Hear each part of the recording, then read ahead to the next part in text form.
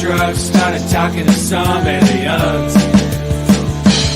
Said I'm the best mechanic this side of the Rockies. If I can get your bird in the air, you gotta swear to let me drive for a while.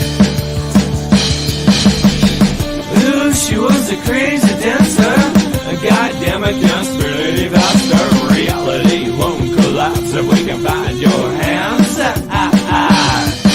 It wasn't long before the saucer hummed, and I knew straight away this was gonna be fun. We decided to race along Howard Pass, with me in the truck and her in the air, and the moon to the left like a roadside flare, illuminating the valley we call Paradise.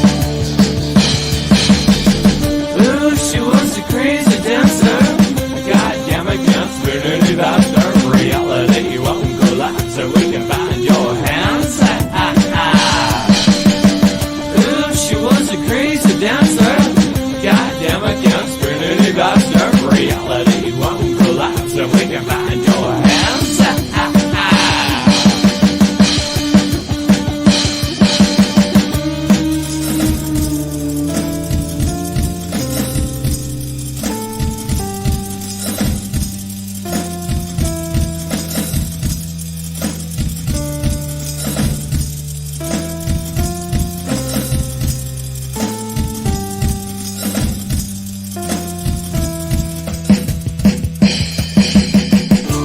Bishop Creek when I saw them burns. Took a sharp right on something, voted too a little too fast for her with lights out.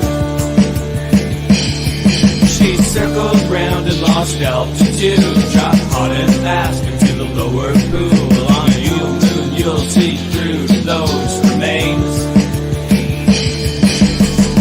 Ooh, she was a crazy dancer, a goddamn it, conspiracy about her reality won't collapse so we can find your hands.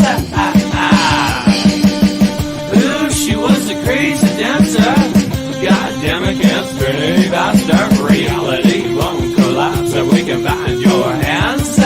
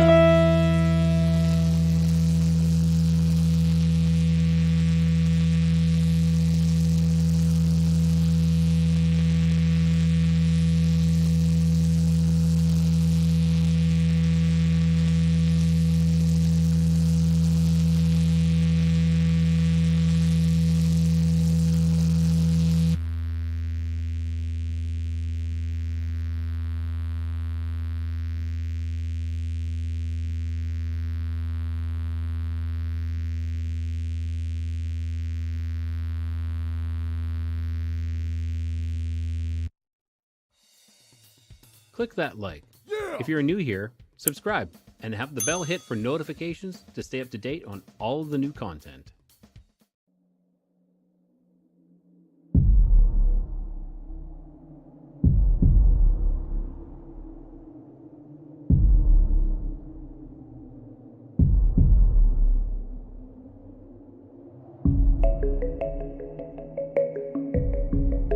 A Codega is a guide and a storyteller, escorting you through the night, lighting the way, warding off thieves, ghosts, demons, and other oddities.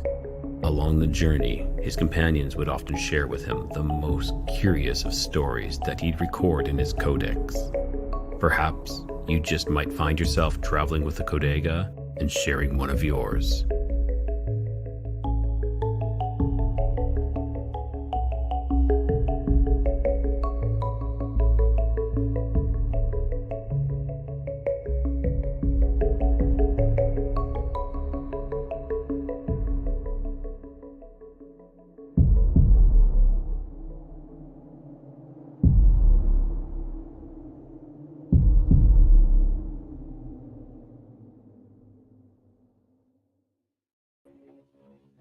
Good evening, everyone. Hi, I'm Rye the Codega, and tonight we got a special show for you. I'm going to be joined with the fabulous Bettina Moss, and the topic is, or should I say, topics we're going to be talking about is sleep paralysis, night terrors, things that go bump in the night, shadow beings. And shadow beings are anything from Hatman to even the hag. Sometimes could be considered a shadow being.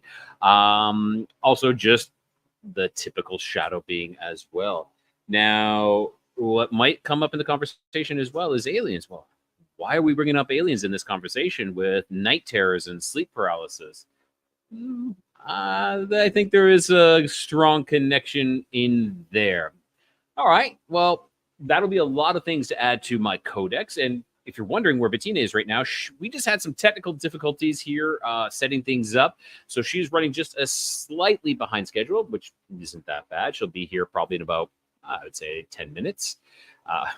I'm just throwing out a number. Could be wrong, could be right. We'll see. Now, okay, if you want to help out the show, mine and Bettina's show as well, there's always a couple ways to do that. Myself personally, I have a Patreon. I have some tiers. I've been upgrading that. Go check it out. There's some new swag in there. So if you sign up for a year or for the larger Patreon tier, you get a lot of swag. And then there's the cheaper one that I have, and which is fantastic to help us. Or you can deck yourself out in some of my merch. I've been making brand new, really cool T-shirts. You should check that out. Also, you can become a member on my YouTube channel.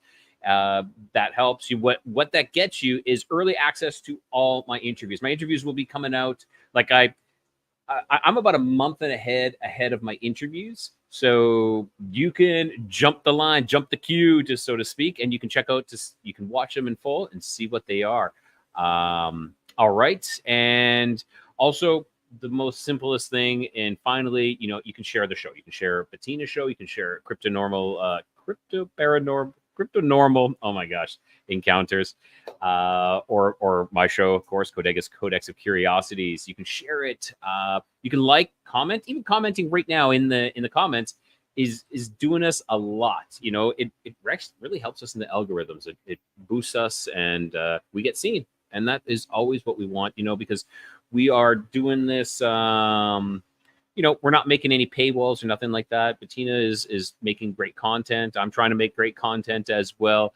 So, yeah, that's what we're doing. All right. So I'm going to get into this, and let me just check out the comments first of all here. Speaking of comments, hey DJ, Marquetta, everybody, fantastic to see a lot of people here. A lot of people on Bettina's show. I can see that crypto normal encounters.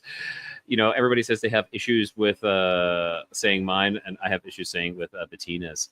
All right. So, like I said, tonight we're going to be tackling that. Now, have any of you in the chat, have any of you ever experienced any sleep paralysis yourself? If you have, throw it up there. Say, yeah, I have. I have.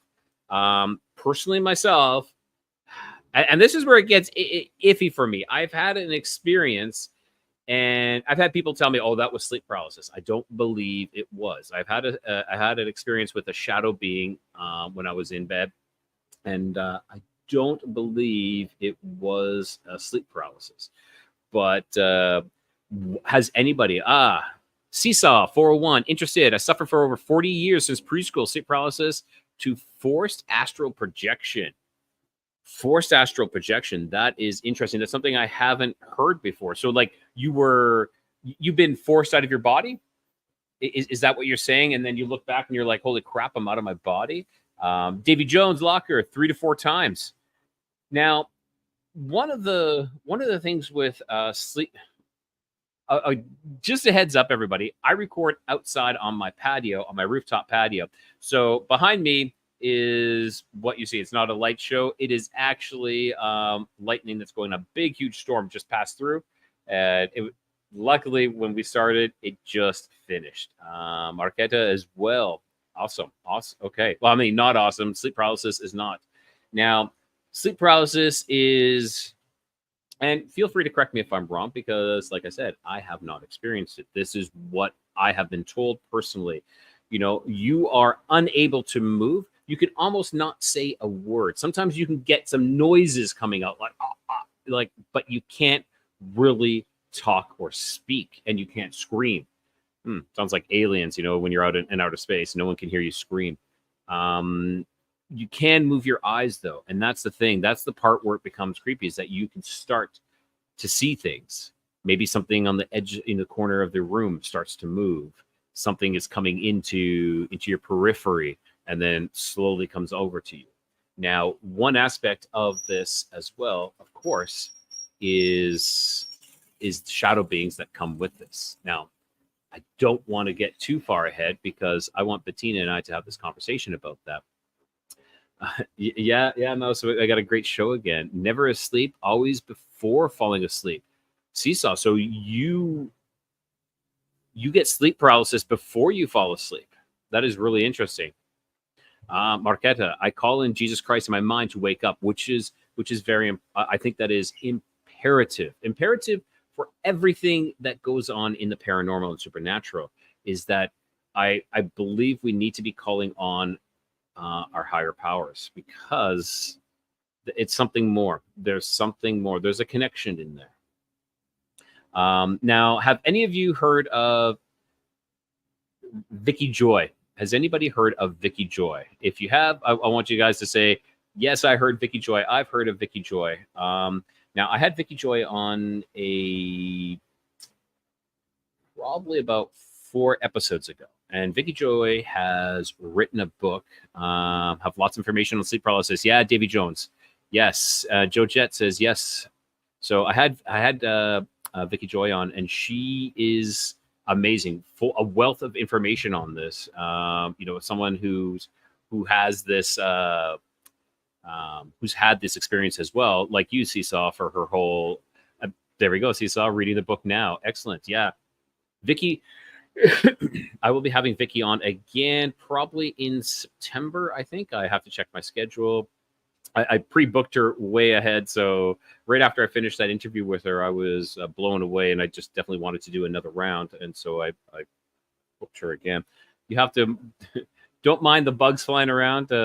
Like I said, I'm outside here now. So one of the things that Vicky Joy talks about is, what do they call these? Screen memories. Okay.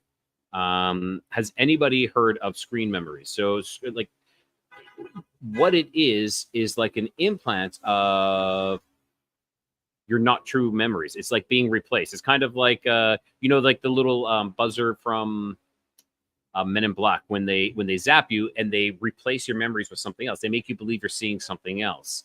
So this is something that comes into play. And again, I don't want to get too far into this all, because I really want to bounce these ideas off of Bettina.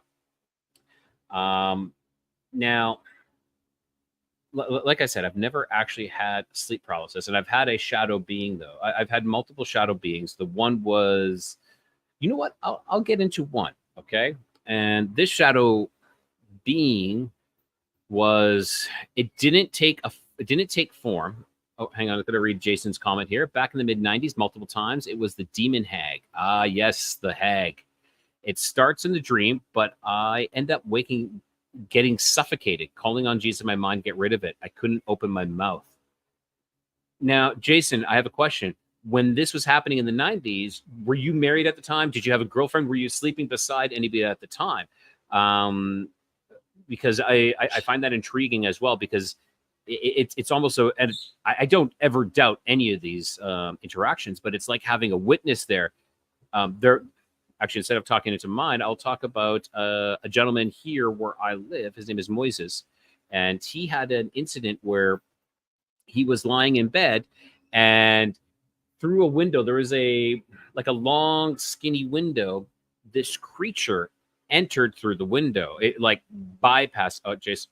So you were single. Okay. Because it would be interesting if someone was able to witness that. And again, I'm not saying you're not having that experience. I'm saying it would be very interesting to see what someone's outside take of the experience you're having, because you said you were being suffocated. Well, I'll continue with the story here, and you'll see why. So Moises was watching this creature come in, and he couldn't move, could not move. Of course, sleep paralysis. So it had long legs, and it was very gangly. If I recall, it might have even had six appendages of sorts. It might have been a tall, slender type man or creature or thing. So it entered through the window, and then it took its hand or its appendage and pushed it down into his mouth, like forced his way into his mouth and started choking him. So when you were talking about being suffocated, this is what was happening to him. And he couldn't breathe, and he was there, and he was gagging, and he couldn't breathe. Now, this is the thing then, was he did have his girlfriend with him. His girlfriend woke up to the noises that he was making, and she looked over and saw him, and he was sitting up in bed with his head back, exactly in the position that this creature, that this thing had manipulated him into. And she saw him choking. She didn't see anything that was choking him, but she saw him like gagging and choking. So like, to have someone else witness this, but it not witnessing the thing doing that, but be able to see like these, like, your bodies are being manipulated. This is happening. Now, was this creature in between? This is the thing, was this creature in between? When I mean in between, I mean in between worlds. Was it in between the sleep world and our world? And, because when we enter the dream state, are we a portal? Are we an access point? And are they able to somehow come through that access point or manipulate or do something to us? All right. So so that was the story here. I'm going to go through here and check out some of these comments here. So Jason, I'll start with, I was single. Marquetta, I get sleep paralysis when I fall asleep watching or listening to scary movies or listening to scary YouTube stories. Well, then don't listen to this one at night. No, no falling asleep. I don't think it's gonna be too scary, but nonetheless, I personally have stopped watching all horror movies or scary movies, other than something about zombie movies. Zombie movies have my attention. Maybe it's the survival aspect of it, or maybe something where it's very similar to what is going on in everyday life now, because a lot of people are walking around like this, pretty much zombified. We're not interacting with the real world. Now, Suji, I had sleep paralysis all my life. Once I had it when my husband was awake. I thought I was thrashing around wildly and screaming, but when I woke up, he said I hadn't made a peep or moved at all. And Jason, but my late father witnessed it. He heard the moaning to get his attention. He turned the lights on, but it immediately disappeared. Crazy. Seesaw. I was able to grunt once. My live-in nanny and I had a pre-arrangement to watch me.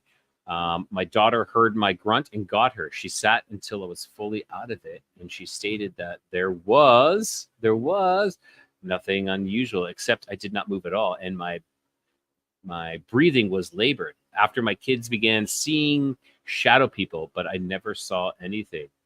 It's all real. They live, we sleep. Yeah, exactly. It is in there, Davy Jones, when you said they live. The movie They Live, it is a campy B-rated movie, but dear God, it is. There's some truth to that. All right, and without further ado, I'm bringing B is showing up. I'm just going to see if she is ready. She's just almost ready, so she'll give me the thumbs up if she's ready. You give me the thumbs up. You ready? Yeah. All right, let's bring B. All right. Hang on. Why am I having issues? There we go. B, how are you doing? Oh, you are muted. You are muted. Can you hear me now?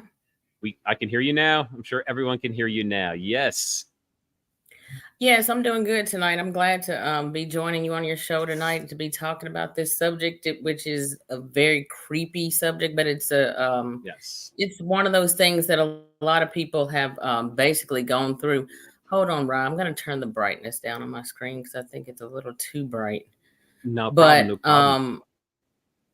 what I was going to say too is just that a lot of people experience a lot of these things that people don't even realize that we actually go through. And it's just one of those things that you just don't talk about. It's kind of taboo, if that makes Yes, sense.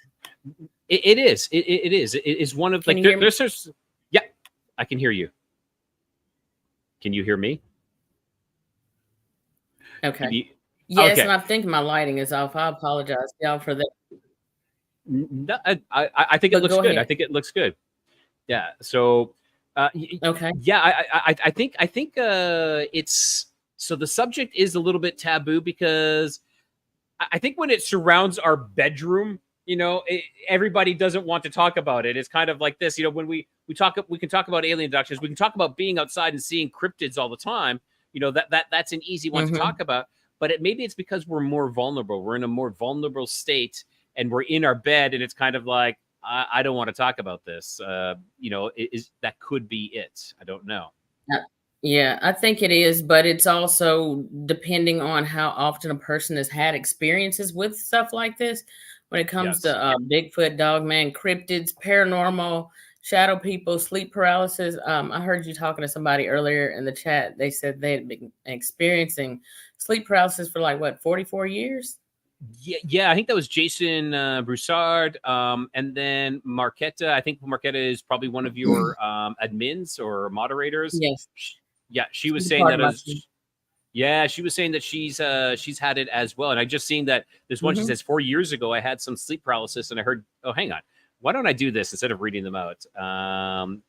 I'd say, and I heard demons call my name. I couldn't see the demons. I could only hear them. And when that happened, the Holy Spirit told me not to show fear and call on Jesus Christ. Yes. Very important. There's a lot of stuff that goes with sleep paralysis. A lot of people feel like I don't agree that it's hypnopompic and hypnagogic hallucinations, like the scientific community says. That's one of the things that's put out there, and that's just not. I mean, this is just my personal opinion. Y'all can have y'all's own opinion, but my thoughts on it from what I've experienced over 20 years. I know for a fact it's not a hallucination. You are not crazy. Mhm. What other time do you just see stuff like that? You know that if you're not, and even we'll go into some other things too. And this is just, I will say like my ideas on certain things, but I pay attention. And like the Bible says that there's no new thing under the sun. I believe that these Right. things that we experience today are some of the same things that people were experiencing thousands of years ago. A lot of people don't realize that in the book of Job, and I'll have to look it up but later, but in the book of Job, there's a case of sleep paralysis or night terror showing up in his room. And Marquetta or somebody out there that's in the chat, look that up. Like, where in the book of Job does it talk about the shadow of the night when men fall into a deep sleep? Go and somebody find that if y'all can. But I wanted to say that these things have been going on for years. The reason I feel like it's not a hallucination is because the simple fact that basically some people sleep paralysis experiences are way worse than others. One example that I can give of why I say I don't believe that it is just a hallucination or just a regular nightmare is because some people during their sleep paralysis may actually open there's several different things, and I'll explain and break it down in great detail what sleep paralysis is for the people in the chat in a few minutes who may or may not know, or for new people who might come on and watch. But or maybe I should do that first before I go Let's into it. let's go into that first, and then we'll move forward from there. Okay. So sleep paralysis is the scientific community looks at it like a sleeping disorder, and they have put it into a category of hypnopompic and hypnagogic hallucinations, or one of those is auditory hallucinations and the other is visual. I can't remember which, but auditory and visual hallucinations. They believe that when you go to sleep at night, the reason that you are paralyzed during sleep paralysis is that your body is during REM sleep. That is your body's way of your brain's way of turning off your body so you're not doing anything or moving around, or so you don't harm yourself in your sleep. I highly disagree with that, but that is their rationale on it. The reason that, so further, and I'll go into why I disagree in a few minutes, but further into sleep paralysis, those hallucinations usually come with what they call felt presence. Felt presence is when you are aware, like that you are either, sometimes it'll start off as a dream, and sometimes it'll just start straight off as sleep paralysis. It'll be sometimes a nightmare that kind of progresses and then to the point where you're fearful now. And now that has gotten you to the point where you, at any other time where you'll be able to end a nightmare in the dream because you don't like the way it's going. During sleep paralysis, you can't just wake up. You can't move. You can't speak. You can't do anything. You are paralyzed. It's almost if you were in the bed laying on your back and you are tied up by an invisible straitjacket. That's what sleep paralysis is like. Yeah. Now, to further that fear, add to that the fact that now you are aware because you feel another energy in the room. You can feel the energy. You can feel the vibration. You feel that there's another presence in the room. Most cases when people have sleep paralysis with that felt presence, 9 times out of 10, majority of the time, you have some people who actually embrace it. And I don't embrace it. And there's probably a lot of people who are maybe more so in the occult or not really aware of what can happen to them during these episodes of astral projection, sleep paralysis, out-of-body experiences, and all that kind of stuff. But when it comes down to it, you have the aspect of it that now you have a presence. You can feel it.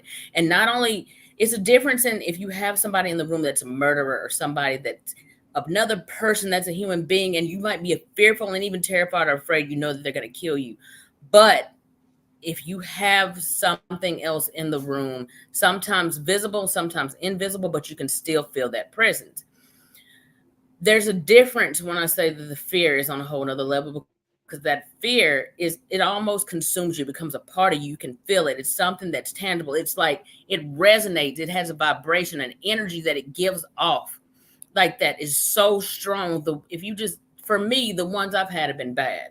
So the anger, the rage, the fear, the depression, the hopelessness, all of those things, add that all together, as bad as you've ever felt, add that all together, but then take that and make that be a demon projecting that towards you. And the reason I say this, if you don't believe in demons, you don't have to. People that are non-Christian have sleep paralysis too.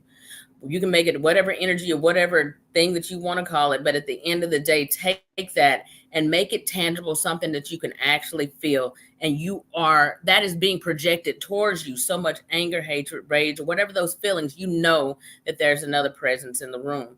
A lot of people, when they have sleep paralysis, a lot of people talk about that their eyes are closed. Yeah. Or some say that their eyes are open during the whole experience. I believe that, from what I've seen, because I've had a couple of 2 or 3 out-of-body experiences with my sleep paralysis.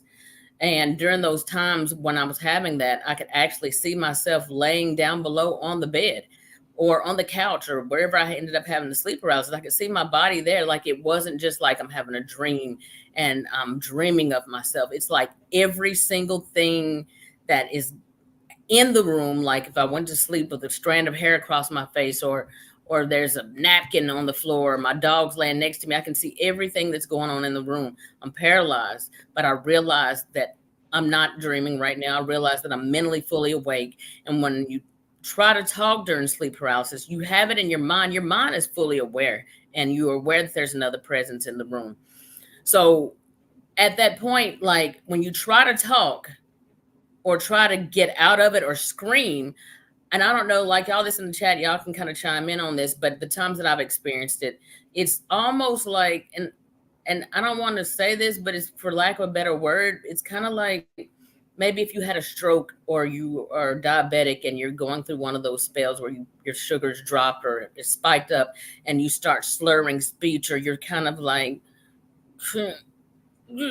you're trying hard to get the words out, but whatever it is that has power over you at that moment it has power over your vocal cords too, apparently, because you're not able to verbalize and say what you want to say, even when you're trying to pray. And when you try to pray a lot of the times, especially like if you use the word Jesus and say Jesus, then it's going to try even harder to keep you from saying anything. And it may even get to attacking you a lot stronger during those time periods. Sometimes some entities or spirits that come along during sleep paralysis, some are stronger than others. Some are stronger than others to the point to where you're going to have to say a mighty prayer. You're going to have to like pray and ask God to send the angels down. Like some of them are way stronger than others. Some of them you'll pray and they'll disappear right away, immediately, as soon as you start praying. But then there's other times when there's ones that's a lot stronger that may laugh or mock at you or anything like that to try to make you feel that your prayers aren't working because they don't want you to pray. I feel like in some cases, I've heard a few people on some encounters that I've seen on shows through the years talk about the fact that they felt like the entity that was on top of them during the sleep paralysis, holding them down, was trying to possess them. And I'm sure you probably heard some of those situations too. I have. And like before you came on, I was describing a situation that I interviewed a gentleman from here where I live in Campeche. And they were talking about this creature came through the window and stuck its appendage or arm into their mouth and was like trying to get inside of them and was choking them. Now, this person, the girlfriend, was sleeping beside them and was woken up to see her boyfriend sitting up in bed like this and choking and literally choking right there. So yeah, that's a hallucination science. That's all it is, just a hallucination. This isn't really happening. It's really happening because there's like what you just experienced there, explained there is just one example of how I say that sometimes the person that's in the bed with you, whether it's your brother, sister, husband, wife, significant other, sometimes they can wake up during your sleep paralysis and look over and see what's actually in the room or what's holding you down. There's plenty of cases like that. There's a few on Paranormal Witness like that. A man actually ended up starting to do video recordings in his bedroom at night because there was this hag that would come to him every night and hold him down. But she would always start off as a beautiful woman. But one night during the sleep paralysis, it showed its face and it was this ugly hag. And I think what people don't realize too with sleep paralysis, and now I've never experienced this, but there's times when people who have sleep paralysis that have actually dealt with an incubus or succubus spirit. I don't know if the audience knows what that is. An incubus is a male spirit that comes and has sex basically with women, and then you have the succubus, and that is another demonic spirit or energy, whatever you want to call it, that comes into men. So you have those situations. There was a movie like that back in the day. I think it was called The Incubus that came out. And I don't know if that was the 80s or 90s, what year The Incubus came out, but a lot of people have these situations go on. Also with sleep paralysis, you also, and it's not the same for everybody. Majority of the time, one of the other tenets that's one of the main things with sleep paralysis is, I think other than one time, like majority of the time that I've ever had them, I'm always laying on my back. And I don't know what it is about that, but laying on your back is one of the main positions you'll get that in. Mostly at night is when most of mine happen, but I've heard people who've had them in the daytime too. Now, when you have these sleep paralysis situations, it's terrifying because for one, it's nighttime, it's dark in the room, you're aware that there's something else in there, and that you're aware that you can't do anything about it. Now, sometimes, like I said, the entities will be invisible. Sometimes they won't. Sometimes you'll see what's in there. Sometimes it may be a few inches away from your face, and sometimes it might be up on the ceiling, in the doorway, or on the other side of the room or whatever across from you, and you're just sitting there observing this. Marquetta said she thinks it's Job 4:13-16, and Marquetta, I'm gonna read that out later. I'll pull that up. Thank you for looking that up. Job 4:13-16.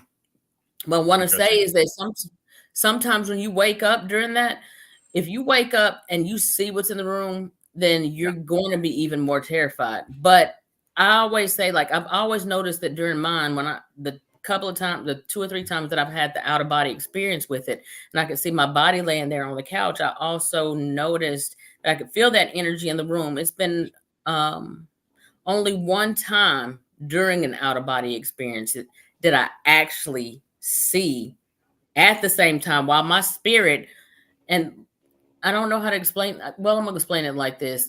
I fall asleep and I hadn't watched a scary movie. I'm not thinking about anything scary or anything like that. I end up falling asleep. Sleep paralysis happens, takes place. I'm aware that there's something not right. I can't move. I feel another energy in the room and it feels evil. So the next thing I notice is that I can see myself laying on the couch below. I mean, but before I could see myself laying, not on the couch, on the bed, I was in the bedroom. I could see myself laying in the bed, but I wasn't, and it wasn't right away, because right before that, I realized, okay, I'm stuck in sleep paralysis. I can't get out of it. At this point, I've been having it for over 20 years, so I already knew what it was. But I realized I'm stuck in sleep paralysis. And then the next thing I realized is that now I'm no longer in my body. My spirit is up here hovering on the ceiling, and I'm disembodied. My spirit is at the ceiling with my back to the ceiling. I'm looking down at my body.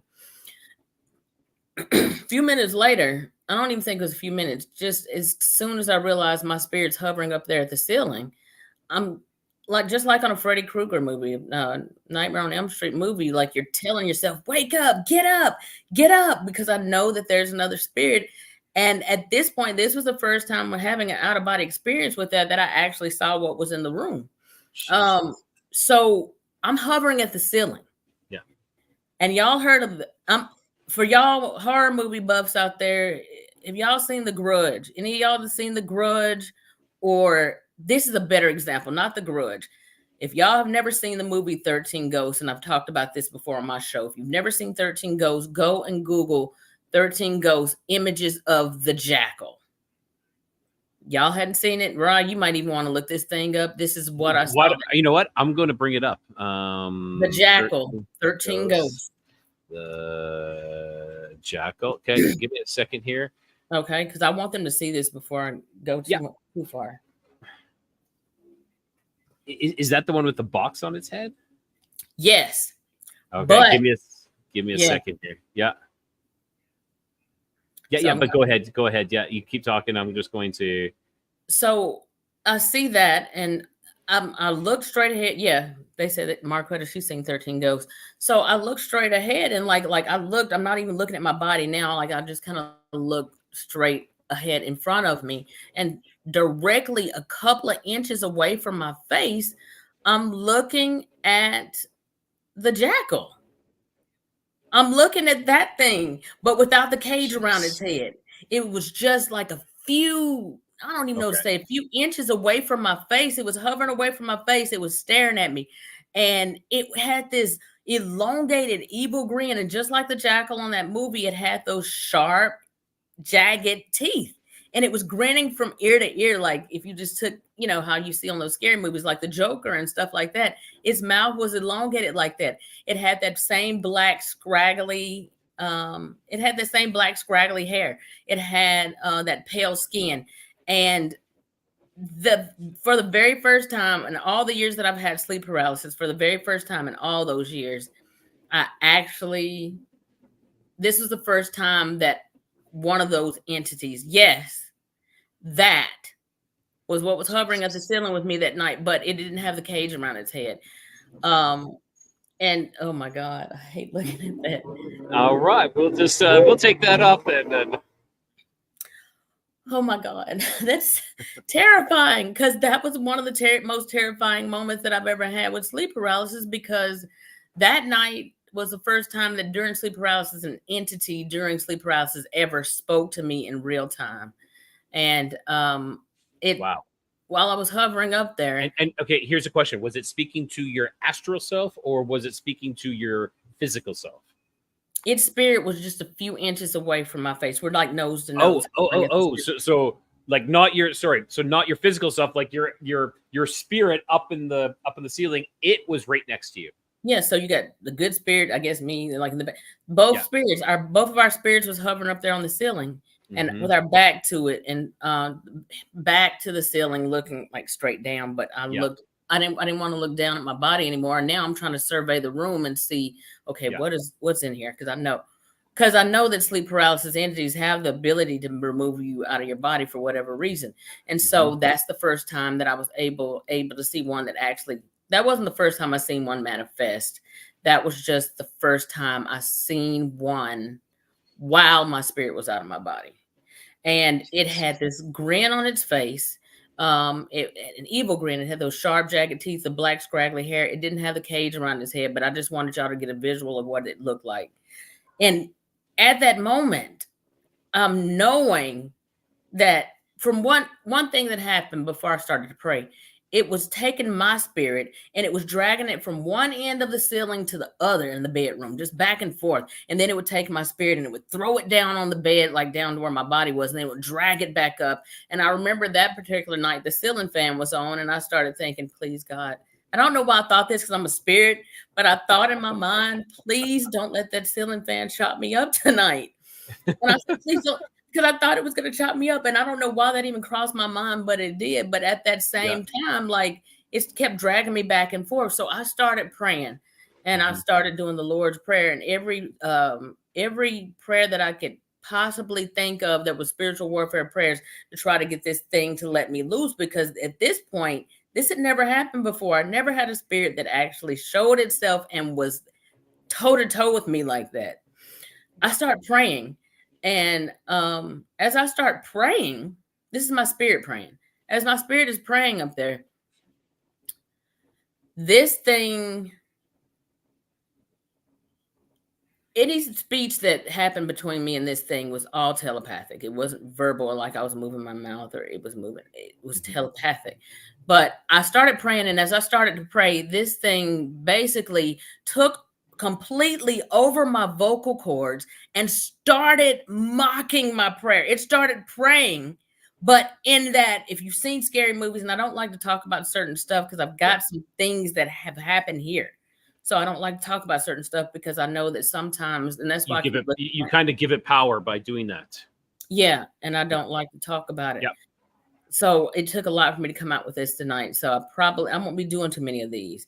But when at that point, I'm trying to remember, what did I leave off? I was telling you about. It was mocking took over your vocal cords. Was mocking the Lord's vocal cords, and it took over the Lord's Prayer. But if y'all have ever seen any scary demonic possession movies, you know how it has that deep, bassy, guttural, growly type voice where it's talking in that demonic voice, and it's talking like that. And when it gets to talking like that, then it's saying the prayer, but not in a sincere way. It's saying it in a mocking way. And then it starts to go blah, blah, blah.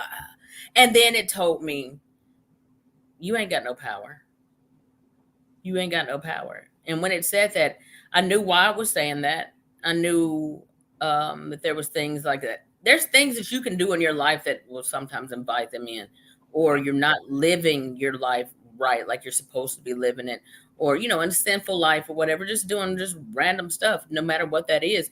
And that can drag them in a lot of the time. So I knew what it was talking about. I knew why it said that. And I knew when my sleep paralysis started 20 years ago, I knew why it started at that time. It was because I had renounced God at that time in my life, which I've come back to God since then.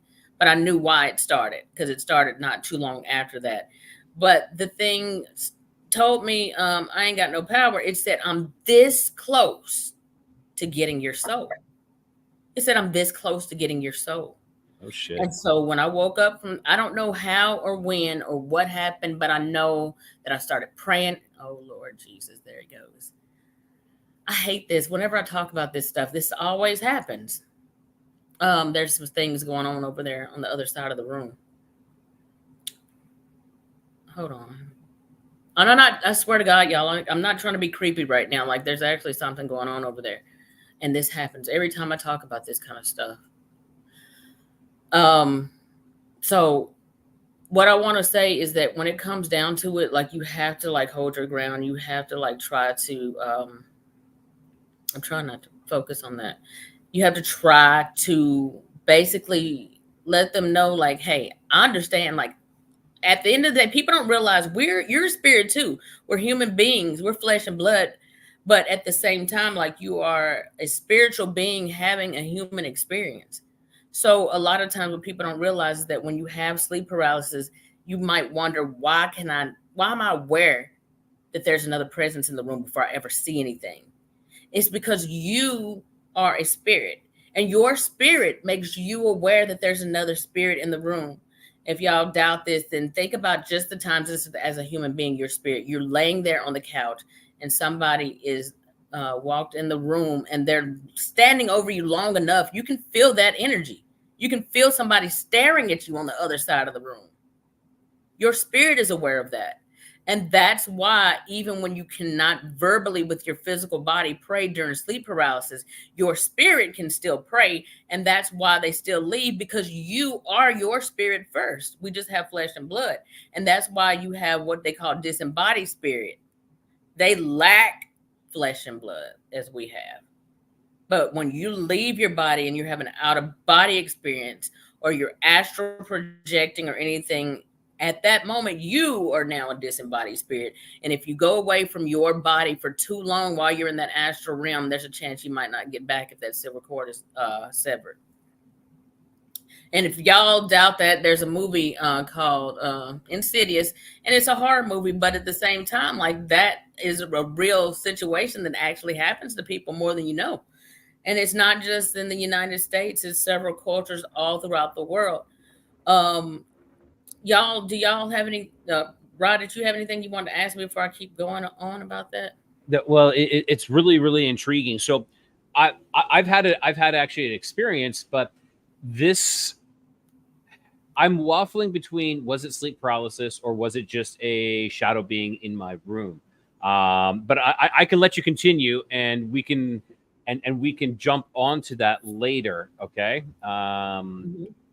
But I think I'd like to go over that, because it's something to this day I still battle with. I'm like, because I was in a position where I said that I was scared stiff, that I couldn't move because I was so scared.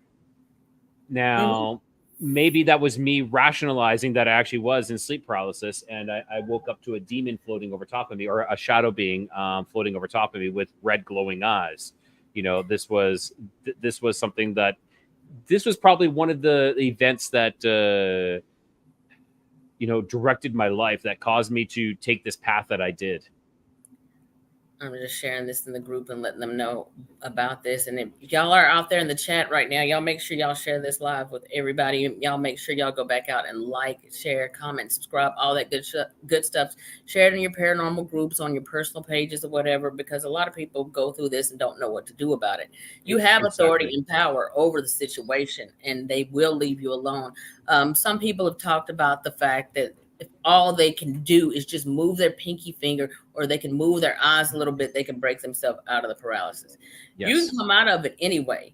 But if you are willfully trying to get out there, lucid dreaming is another thing. There's people who got channels on YouTube that try to teach or train people specifically how to astral project, how to lucid dream, how to, you don't want to do that. I mean, because what people don't realize with the astral projection is that fact that when you're a spirit and you're outside of your body, there's other spirits. Your body is vulnerable. Your flesh and blood is vulnerable at that point. Another spirit can easily come in and take over your body while you're out of it. Number one. Exactly. Like when you're talking about disembodied spirits, these are spirits that at one time did have a body, but they cannot rise. They cannot ascend to heaven. They are stuck here, and they are looking for things or people to possess. Exactly. And, not only that, I'm just telling them, come over and join us. But not only that, Ra, you also have that aspect of having something to come over and take over your body, which was one of the things that was happening in that movie Insidious. If y'all hadn't seen it, check it out. And I have not. You got to see it, because this movie is, it had actually a shadow type person or demon in that movie. People see different things during sleep paralysis. Some see a demon. Some see the old hag. Some people see imps in the room. Some people see a shadow man or a hat man. Some people see have sleep paralysis when they're going through an alien abduction experience as well. They're not able to move, but they're able to do things that they normally wouldn't be able to do. Being transported from your bedroom during an abduction through the window, or straight through the window, or through the roof of the house or whatever, when that should not be possible to do. And I feel like, the reason for that is because now you're not in, even though you are originally in your bedroom, and this is just my idea, my thoughts on this. Yep. Even though you were originally in your bedroom, now that you're in this spiritual form or whatever is going on with that, these things are able to either manipulate your body in some type of way to where you are now in some type of interdimensional realm where they're able to take you through. I don't know how that works with the abduction, but I will say that I will put aliens or whatever to whatever degree in that category of other entities or beings that you could see during Agreed. sleep paralysis. And they all have that same ability. They all speak, the majority of the time, telepathically. They can plant thoughts in your head and all that kind of stuff. Now, one of the reasons that I was saying before, Tammy Johnson said Insidious is scary. It's terrifying. And imagine living that in real life. And then when you realize that this is not normal. This is not normal. And the scientific community's explanation for it being hallucinations, the reason that that doesn't fit for me, your body's shutting itself down so that you don't hurt yourself while you sleep. Well, how is it that when you got to get up in the middle of the night because you got to go pee, you can get up for that? Or you're having a regular nightmare, you can get up for that. Or you hear somebody knocking at the door, you hear something loud, you can wake up for that. But sleep paralysis, you can't. And why is it so terrifying majority of the time? So there's several factors to it. In addition to the fact, another reason I say that it's more than what they're telling us is because the fact that, like you were saying before, did you say somebody's wife or husband looked over and they saw?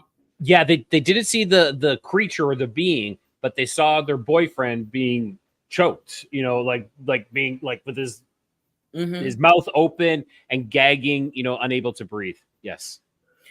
Well, my ex-husband, back when I was still married, like he woke up one night during one of the times I was having a sleep paralysis episode, and he said that I didn't know what was going on. I woke up that night, and I woke up to him standing over me, and he had a bottle of olive oil, and he had a crucifix, and he had put like the oil, and he made like a cross on my forehead, and I wake up, and I'm like, "What are you doing?" And he said, "You was over there making all kind of strange noises and stuff like that. And I tried to wake you up, but I couldn't wake you up. And then when I looked over there, he said there was this brown, I don't know how to explain it. He said, I don't know how to call this. He said it was like this brown thing that was over there, but he said it was kind of furry, but it wasn't furry. It was almost like how you get that static on the TV or something like that. Okay. Back in the day when the TV used to cut off after the news went off at the end of the night, like 9, 10 o'clock at night, the whole TV shut down. So you had that, I don't know what you call that. Not white noise. Like static. Yeah.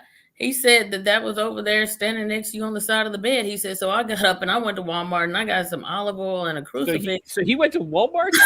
He went to Walmart while I was sleeping while I was having the sleep paralysis episode, I guess. And he went to go get I'll see you later. I'll be back. Yeah. Yes. He went to go get some olive oil and a crucifix, and he was painting the oil on my head. I'm like, what are you doing? But that's what he saw that. Now, outside of that, there's other people who saw stuff in the room as well. Other weird things. Some people have paranormal activity going on in their home on a regular basis at the same time or on a regular basis, and they have sleep paralysis. And it's, to me, I feel like the same spirits that are in there. Connected. And it's connected. Now, you have people who will wake up out of their sleep, come out of their sleep paralysis with choke marks around their neck, bruises in between their thighs, bite marks, scratches. And sometimes you'll wake up out of your sleep paralysis when you're able to get back into your body. You will wake up and look around the room and see that that there's actually, how do I say this? You'll wake up and see that there's actually whatever you were experiencing in that sleep paralysis before you would be able to get back to your body. You will see that thing still there in the room. So that's what I wanted to say about sleep paralysis. It's more than what they tell you. I don't know if you wanted to read some of the people's comments in the chat, see what they think about it and what they've experienced. I've got more experience that I could share on that, but did you have anything that you wanted to? Yeah, we can see, like Tammy Johnson. I had 2 experiences years back in the house. Don't know if it was sleep paralysis, but it was like a demon standing over me. I just kept praying. It finally left. Yeah, it's like so. You know what? I might as well go into my my story there, my experience. So, I I come home late. I was about 17, 18 years old. I come home late. I wasn't drinking or anything, and I always have to make sure I state that because people will always be like, "Oh, you had some drinks. Okay, that's why that you saw that." And I had to work early in the morning, and I was lying in bed, and I remember staring at the clock and just being like, man, if I fall asleep now, well, I'm going to get like 6.5 hours of sleep. Oh, if I fall asleep now, it's going to be like 5 hours and some of sleep. And it was at that point where I felt like I had to roll onto my back and look up, like something was telling me to do this. So I remember like rolling onto my back and looking up, and that's when I saw this blacker than black creature, and I could see the head, I could see the shoulders, the torso. Mm-hmm. Around the torso area below that, it went into like a wispy smoke. It actually changed into like a white smoke. I could see the arms up to about this point, but the arms were by the side, and they went into the wispy smoke as well. So I don't know if it was like manifesting going down like this point. And the eyes, though, the eyes were a glowing red, and it Mm-hmm. wasn't like a flashlight. It was kind of like my mic light. Like I have a red light on my mic here, Yeah. and it was like that. So it was this incandescent red glow. It wasn't like it was like shooting lasers or anything like that. But I saw this laying there. Now, I mean, saw this above me, and it was about a foot above. No, not a foot. Sorry, it was about 2.5, 3 feet above me, Mm-hmm. and I laid there and I could not move. I could not move. Now, I attributed that to being scared stiff, where I just was too scared to move. So I laid there, didn't move. I don't know how long that this creature, this thing was there. The next thing I know, I was waking up to my alarm in the morning. And that Yeah. was, yeah. Well, I'm gonna go on that. Will you leave Tammy's comment up for a second? But I want Okay. to just tell y'all too about my very first ever um, sleep paralysis experience, and I'm gonna say this had to have been around 2003 or 2004, somewhere around that time period. And at that point, I had never heard, I've heard of sleep paralysis before, but not called sleep paralysis. I remember back when I was like 13 or 14 and I was spending the night with one of my girlfriends for the weekend. She had asked me just randomly out of the blue. She said, "Has the witch ever rode your back?" I said, "The what?" She said, "The witch ever rode your back." And it was so stupid and ridiculous to me. I was like, okay, what? She told me is when you're laying on your back at night and you're laying in the bed and something is holding you down and you can't get up, you can't move, you can't do anything at all, and there's something holding you down. And I'd never experienced that. I just thought it sounded weird. So I was like, okay, whatever. That was 13 or 14 at the time. So fast forward to 2023, 2024. Not 2020, 2003, 2004. Okay. This would be the night that I had the first sleep paralysis experience ever. And I'm going to tell you why, again, sleep paralysis is not, beyond a shadow of a doubt, why it's not a hallucination. So on this night, I'm still at that point. I'm like 21, 22 years old, still staying at home, mom and daddy.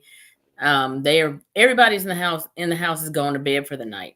I'm laying up front on the couch like I'm watching TV. Like, just sometimes you're just lazy and just don't feel like getting them going to bed, especially if you're comfortable on the couch. It's Mhm. winter time. Like I remember what I had on. I had on a t-shirt and I had some sweatpants on. I had one, and I'm telling you these details because it's going to make sense later. Like I had one pants leg of those sweatpants pulled up to the knee and the other one was all the way down.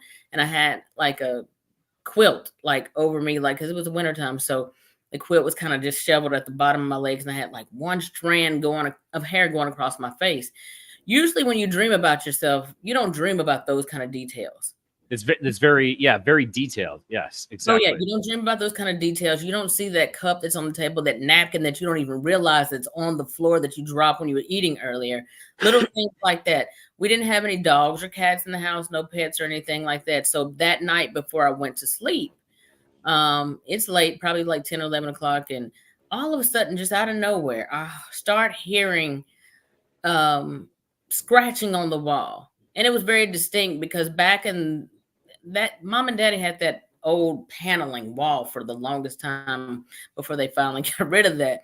But they Okay. had that. So if you remember those old paneling walls from the 60s, 70s, and 80s, that fake Yeah. wood that was like not even like the fake wood today. Yeah. for Yeah. homes, but it was garbage. And you even had those in trailers. I heard scratching noises on the wall. And so I'm trying to rationalize it. I just keep laying there because I'm like, okay, well, you hearing things. Then the second time I hear it, it's like, but long fingernails. And it keeps doing that. And I'm not knowing what to make of it. I don't know what to think. We don't have any cats or dogs in the house.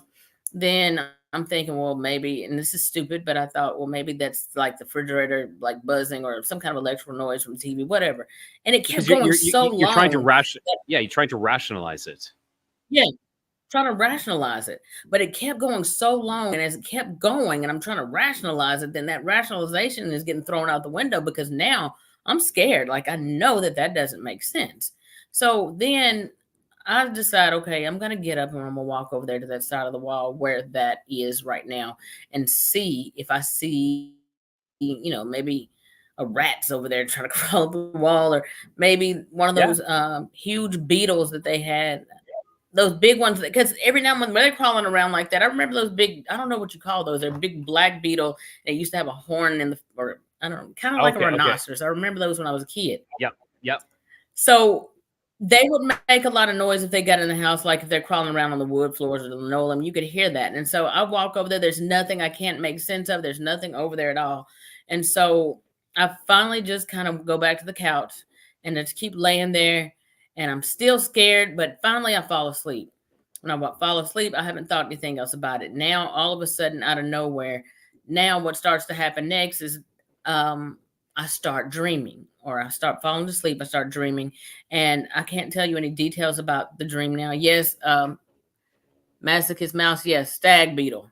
There we go. Maybe basically, I thought maybe that was a possibility, but I fell asleep, and those same noises that I was hearing right before I went to sleep now are going over into the sleep paralysis. But except for I didn't realize, I never had sleep paralysis before. So at that moment, I realized now this is carrying over into this dream. It's scratching. I can't make sense of it. And then all of a sudden, as it keeps scratching, I'm laying on the couch last night. And like the coffee tables in front of the couch, they had hardwood floors. And there it goes again. I don't like it. I get scared of talking about this kind of stuff, but I'm going to just do it and brave it tonight and pray. So this night, I'm sitting there and I'm looking and I'm trying to think, like, what do I do? How do I get it? I'm aware. I can feel it. There's a presence in the room. It's evil, like the worst rage and hatred, like something that is the worst. Words that I'm trying to give y'all right now to describe this are not sufficient for the feeling, but I knew that you're going to die. You're going to die. Something is in here. I can feel it. And whenever I know where it is, when I know exactly, your spirit knows exactly where that spirit is in the room, even if it's invisible. You know where to look. You know where it is. Yeah. And I'm like, this is an invisible spirit. But as I'm thinking and I'm hearing those scratches and I'm laying on the couch, the next thing that's happening, let me power my phone off. It's about to die. Yeah, no problem. The next right at like the climatic spot. You're like, I gotta turn off my phone. It's like shit. It's about to die. Like it's draining my battery. So as this is happening, I'm sitting up there and I'm thinking, like, okay, now not only am I hearing the scratching, now I feel an energy. I feel something that is, it resonates. Like the person, Peace Frog said, pure malice. Pure malice. I feel it. It's more than I can even express. And I start to realize I don't like this dream. I'm going to wake up. I didn't realize it wasn't a regular dream. I'm going to get up. I don't like this. That's when I realized I couldn't move. I can't scream. I can't get up. There's nothing I can do about this. And at that moment, when I realized there was nothing I could do about it, guess what happened next? The next thing that happened was that now I'm laying on the couch. I can't move. At the same time, now I realize I can see myself laying on the couch. This is the first time. This is the first sleep paralysis experience ever. Not only can I see myself sleeping on the couch, is because now I realize my spirit was up there on the ceiling looking down at my body down there. And every detail that I gave y'all of how I was laying on the couch, the hair, everything, it was all as it was like before I went to sleep. But my spirit is screaming and telling my body, wake up, because now not only was it the scratching noises and that fear of the presence that was in the room, now to make matters even worse, now I hear footsteps running around the coffee table from the end of the coffee table where my feet are at the end of the couch, like from that end, running around the coffee table. And I know, because my spirit, I guess my mind or my spirit is talking to itself. And I'm like, you've got to wake up, because when that thing gets over here, it's going to choke you. I'm praying, I'm screaming at my body, get up, wake up, wake up. I don't know how to get back in it. And this has never happened before. And so at that moment, when the thing got over there, it was invisible. I'd never seen this entity. When it got to me, exactly what I thought was going to happen happened. It started grabbing me by my neck and it was choking me. And I'm sorry, y'all. Like, I promise y'all don't realize what kind of stuff I've experienced. But when I prayed and when I basically, no, I didn't pray that night. I didn't know to pray. I had already renounced God at that point because I was angry with God because of the death of my cousin. So I didn't know. I just didn't know what was going on. So here's the kicker. Hold on. Something going on. My door just opened and closed by itself. What? Yeah. Oh my God. Jesus, protect me. Protect me. Don't let it come. So I'm going to finish telling y'all about this. But hold on just a second. Let me cut this off for just a minute. I'm still here. I'm just cutting the camera off for a sec. But I'm going to say this to y'all real quick. So this thing is running around the coffee table. When it gets around the coffee table, it grabs me by my neck and starts choking. Now I'm seeing my body down there. I'm not seeing my physical body in any distress, but I'm aware and I can feel it. Even though my spirit's out of my body, I cannot explain to you why I could feel that thing choking my neck, but I could. So at that same time, I'm thinking, like, I'm getting ready to die right now. Like, there's nothing, I don't know what to do about this. I know I'm getting ready to die.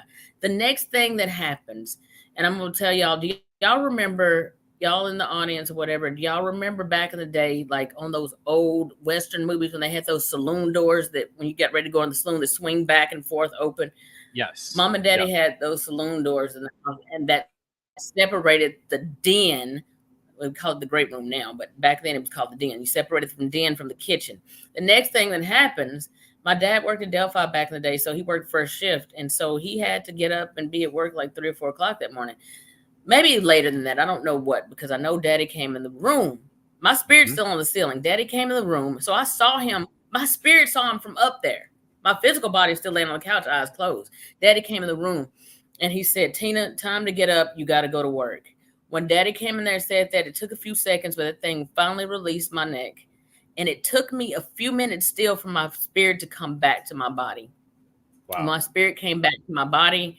I sat up on the side of the couch for a few minutes and I just sat there and I sat there for a few minutes and just thought, what the hell just happened to me? I knew that wasn't a regular dream.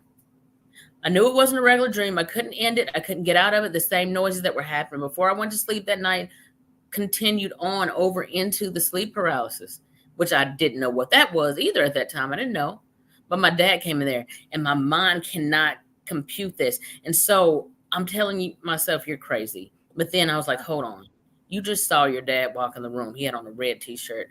Go back there. Because after Daddy came up there to tell me to get up, he went back to his room and continued to whatever he was doing back there before he got ready to leave the house. I went back there and knocked on the bedroom door. Oh my God, Marquetta.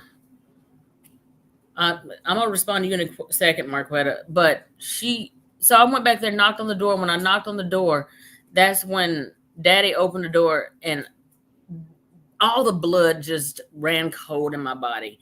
Daddy came to the door in that red t-shirt. And I said, Daddy, and I'm getting, calm down, Chanel. No, don't do that. Please calm down. Calm down. It's okay. It's okay. It's all right. Don't be scared. It's okay. Lord have mercy. Daddy came to the door, and I said, Daddy, did you just come up there and tell me to get up? Because he said, yeah, because you oversleeping and you need to get up. You got to go to work. Yeah. At that moment, my blood ran cold because I knew at that moment I just had an out-of-body experience, and there was a demon or some kind of weird spirit in the room that just attacked me. Yep. Is this going to happen again? And can it kill me? Apparently, it can put hands on me. It choked me. So, did y'all? Oh, Marquetta said, "What is that tapping noise?" Marquetta, I don't hear any tapping noise, but No, I think she's talking about Marquetta. Were you talking about in the dream when there was the tapping and the scratching? Is that maybe what she was talking about? I don't know, Marquetta. Also, if that's what you're saying, or let me know if you're talking about you hear some tapping noises in my background. I had to turn my camera off for a second because I know my eyes are kind of darting all over the place right now, and I'm kind of getting weirded out. I'll be back on camera with y'all in a minute, but I just needed to calm down a little bit. No And I problem. don't know if y'all heard my dog growling and barking, but she sensed something too. And I was telling y'all that my bedroom door just closed and opened on its own. I actually didn't hear your dog barking or growling, but nonetheless, animals have a their senses that they can see further into the light spectrum than we can, so they can see things that we can't. So it's Right. Marquetta says she heard the tapping in the background. Oh shit! I don't know, Marquetta, but I know right now the air conditioning is not on in here at all. And I don't know what you call that wand or the stick that's on the vertical. Is it not? Is it vertical? Your vertical, your blinds, like the horizontal mini blinds, and it's just swinging back and forth. What's wrong? It's okay. Did you hear that bark? Yeah, I heard that. I thought that was like a bang on your table or something. No, that's my dog barking. She's looking down there where that's happening. And this is why, like, I don't do too many shows like this, because I know that for whatever reason I'm sensitive and I'm able to, for whatever reason, I haven't even gotten into the one thing right now. I'm kind of, because of what's happening right now in here, I kind of really don't even want to talk about the other thing. Then don't. Then we don't have to right now. You know, we can change it up a little bit. Have you ever talked to Vicky Joy? Vicky Joy? No, I think, were you talking about her earlier before I came on? Yes, I was. She's written a book. She's suffered with sleep paralysis all her life as well, and she's written a book. I think it's like They Come Out at Night is actually what her book is, and one of your or one of our viewers here was reading it. Might have been Seesaw. I'm not 100% sure, but they've been reading her book. I'm having her back on. Maybe you come on. You, me, and her will do an interview together, because I have her scheduled. I don't know when it is, but it's coming up soon. It might be interesting to have a conversation, or you can talk to her yourself as well. You know, you don't. I would love to. I do. I don't know how long you do your shows. I mean, I can keep going. There's more stuff that I would like to share and talk about. I usually go about two. Maybe a lot of people. For my lives, I usually go 2 hours. Mm-hmm. Yeah. Okay. So we got more than enough time. If you're feeling good and safe, then let's go ahead. But if you don't, I don't want you to be pressured into doing something that that you don't feel safe doing. And like I said, I mean, so Smurfy said, I bind and rebuke it in Jesus' name. I command it to flee and go straight into the abyss. And I do the same thing, Smurfy. Sometimes some of the spirits are just a lot stronger than others, and it takes a little bit longer sometimes to get them to go.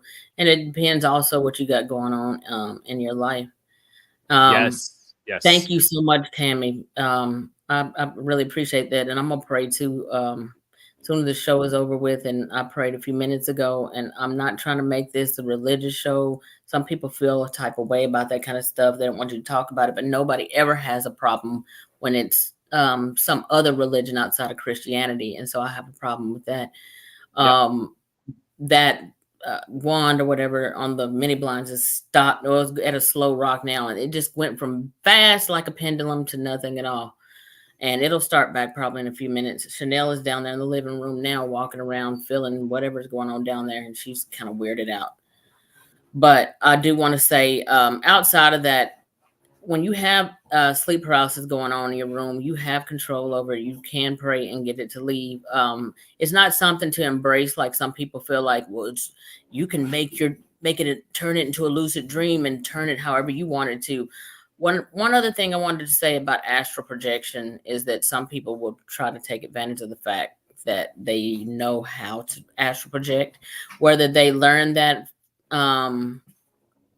just through going through sleep paralysis experience with the out of body experience that comes with those sometimes, or whether that's just something where they're involved in the occult practitioners sometimes to practice that on a regular basis and are able to go into people's homes. And sometimes even from what I've heard from the higher level witch doctors and babalawos and shamans and stuff, they will talk about the fact that they're able to transform themselves into an animal form, whether that is a mouse or a rat or any other thing that they can come into Black your house. dog. Yeah. Black dog, all of that kind of stuff. So I don't know what to attribute it to. I've always had sensitivity to having dreams and being able to see certain things or hear certain things, or I've always been like that. And I think a lot of people, what people don't realize, I had my first dogman encounter in 2013. A lot of people who've had dogman or cryptid sightings, Bigfoot, dogman, or anything like that they've seen before, majority of the time they've also either got paranormal activity in their home, or they've also had some kind of encounter or a UFO sighting or some type of alien or other type of paranormal activity going on. And what they call that, I don't know, the hitchhiker effect. I think that's when things follow you back home. That's when things follow you home. Yeah, that is correct. Yes. You can get that as a paranormal investigator. If I recall, I think Brandy from Blondes and Booze talks about that she has a hitchhiker. Really? Yeah. Yeah. Scott Carpenter, I interviewed him on the show a few times, and a few other people I've interviewed on, and I think one of the reasons Scott Carpenter had said that he had stopped doing as many, going out into the field as much as he used to, was because those entities were following him back home. And paranormal activity starts happening in the house, or you start having dreams. And what people don't realize is that when I call this stuff things that go bump in the night, it's because it's not just sleep paralysis. People have night terrors. When your kid tells you that there's a monster under the bed or there's something in the closet, believe them. I mean, they're just not just going to make that up. Yeah. Yeah. I agree. I actually, I had a friend who died from an overdose. He came to visit he came to visit me and was like tormenting my daughter. I don't think on purpose, but yeah, she described him to me, and it was I knew it was him. And I'm like, you need to go, Barry. Time to go to the light, buddy. Well, Rod, that they say a lot of times kids and animals can see things that a lot of time we can't see. And one of those reasons, one of those reasons that they do, and it gets turned off, is because the adults in the life, they're like, no, that's not real. You're not actually seeing that. So they're, causing them to switch that off. We're causing the disconnect, and I find it a difficult thing to do on how to deal with my daughter with it, because my daughter is terrified at times because she's very sensitive. And I really have to work on how I talk to her about it, because I don't want her to be scared. I got to give her the power. I have to empower her, but I don't want her to know that that's nothing, but it is something, and you have to know how to deal with it. Yeah. And what I never understood was, why would a Christian have to deal with sleep paralysis? But it's not just a religious, certain, different religious sect thing. Like people throughout all types of different religions and cultures have experienced this. In the Haman culture, there was, I think, a situation, like, I don't know if this was 60s, 70s, or 80s, but where a lot of them were dying in their sleep. And they had this thing in their village where it was one of those things where they didn't talk about it. There's plenty of movies out there. Y'all check out. There's, I think it might be on Tubi or Peacock, but there's a documentary called The Nightmare. Watch that. Because now where people think about sleepwalking and stuff like that, what people don't realize about the night realm or sleep or dreams is that, and this is just my opinion or my experience and what I know from talking to several people, researching my own personal experiences, is that when you go to sleep at night and you have dreams, you are in another realm. You're in another dimension. The sleep realm, the dream realm, that's real. The astral realm, that's real, is probably more real than our reality. There's things that in your day-to-day life, unless you have in Christianity, we call it discernment of spirits, being able to see spirits. But in the more secular or the New Age world, they would call that you're a seer or you're clairvoyant. You can see things, clairaudient, you can hear things.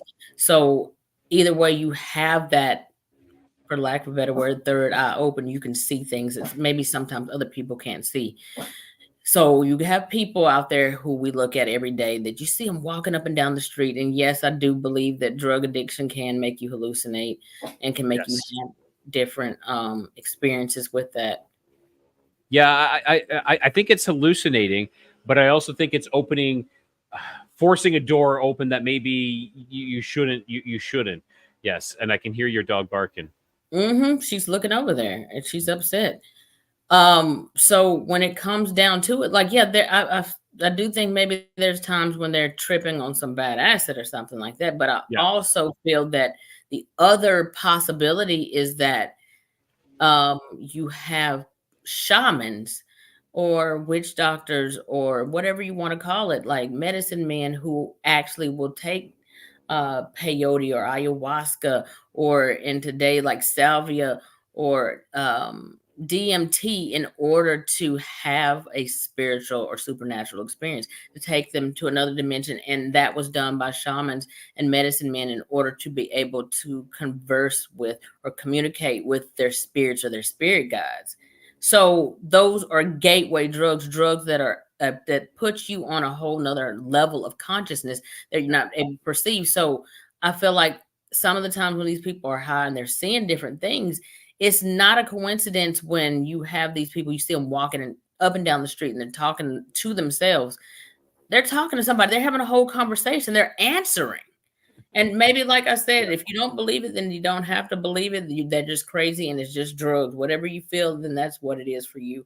But I know that that is not something brand new. You got people who say, well, when you take this drug, you're going to see Smurfs in the room, or you're going to see certain elves, or you're going to see this, or you're going to see that. This is stuff that is actually out there. Just imagine if the veil was lifted off our eyes and we could all see what's around us on a regular basis. We would go insane. We would go insane. We would, because like that thing that I saw that night, that was the most terrifying thing that I've ever seen, ever. Now, that wasn't the first time. Now, people see during sleep paralysis what they call the old hag.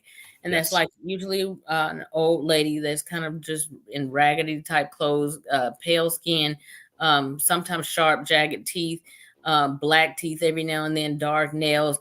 And these things will sometimes like try to claw at your face. They do a lot of different stuff, but they will leave. Now, depending on what you have going on, if you're doing anything and you're practicing anything that has anything to do with the occult, then you are already giving them permission to be there. And you can't, I don't even see how you have any power at that point to make them leave, because you've given them a doorway and opening to be there.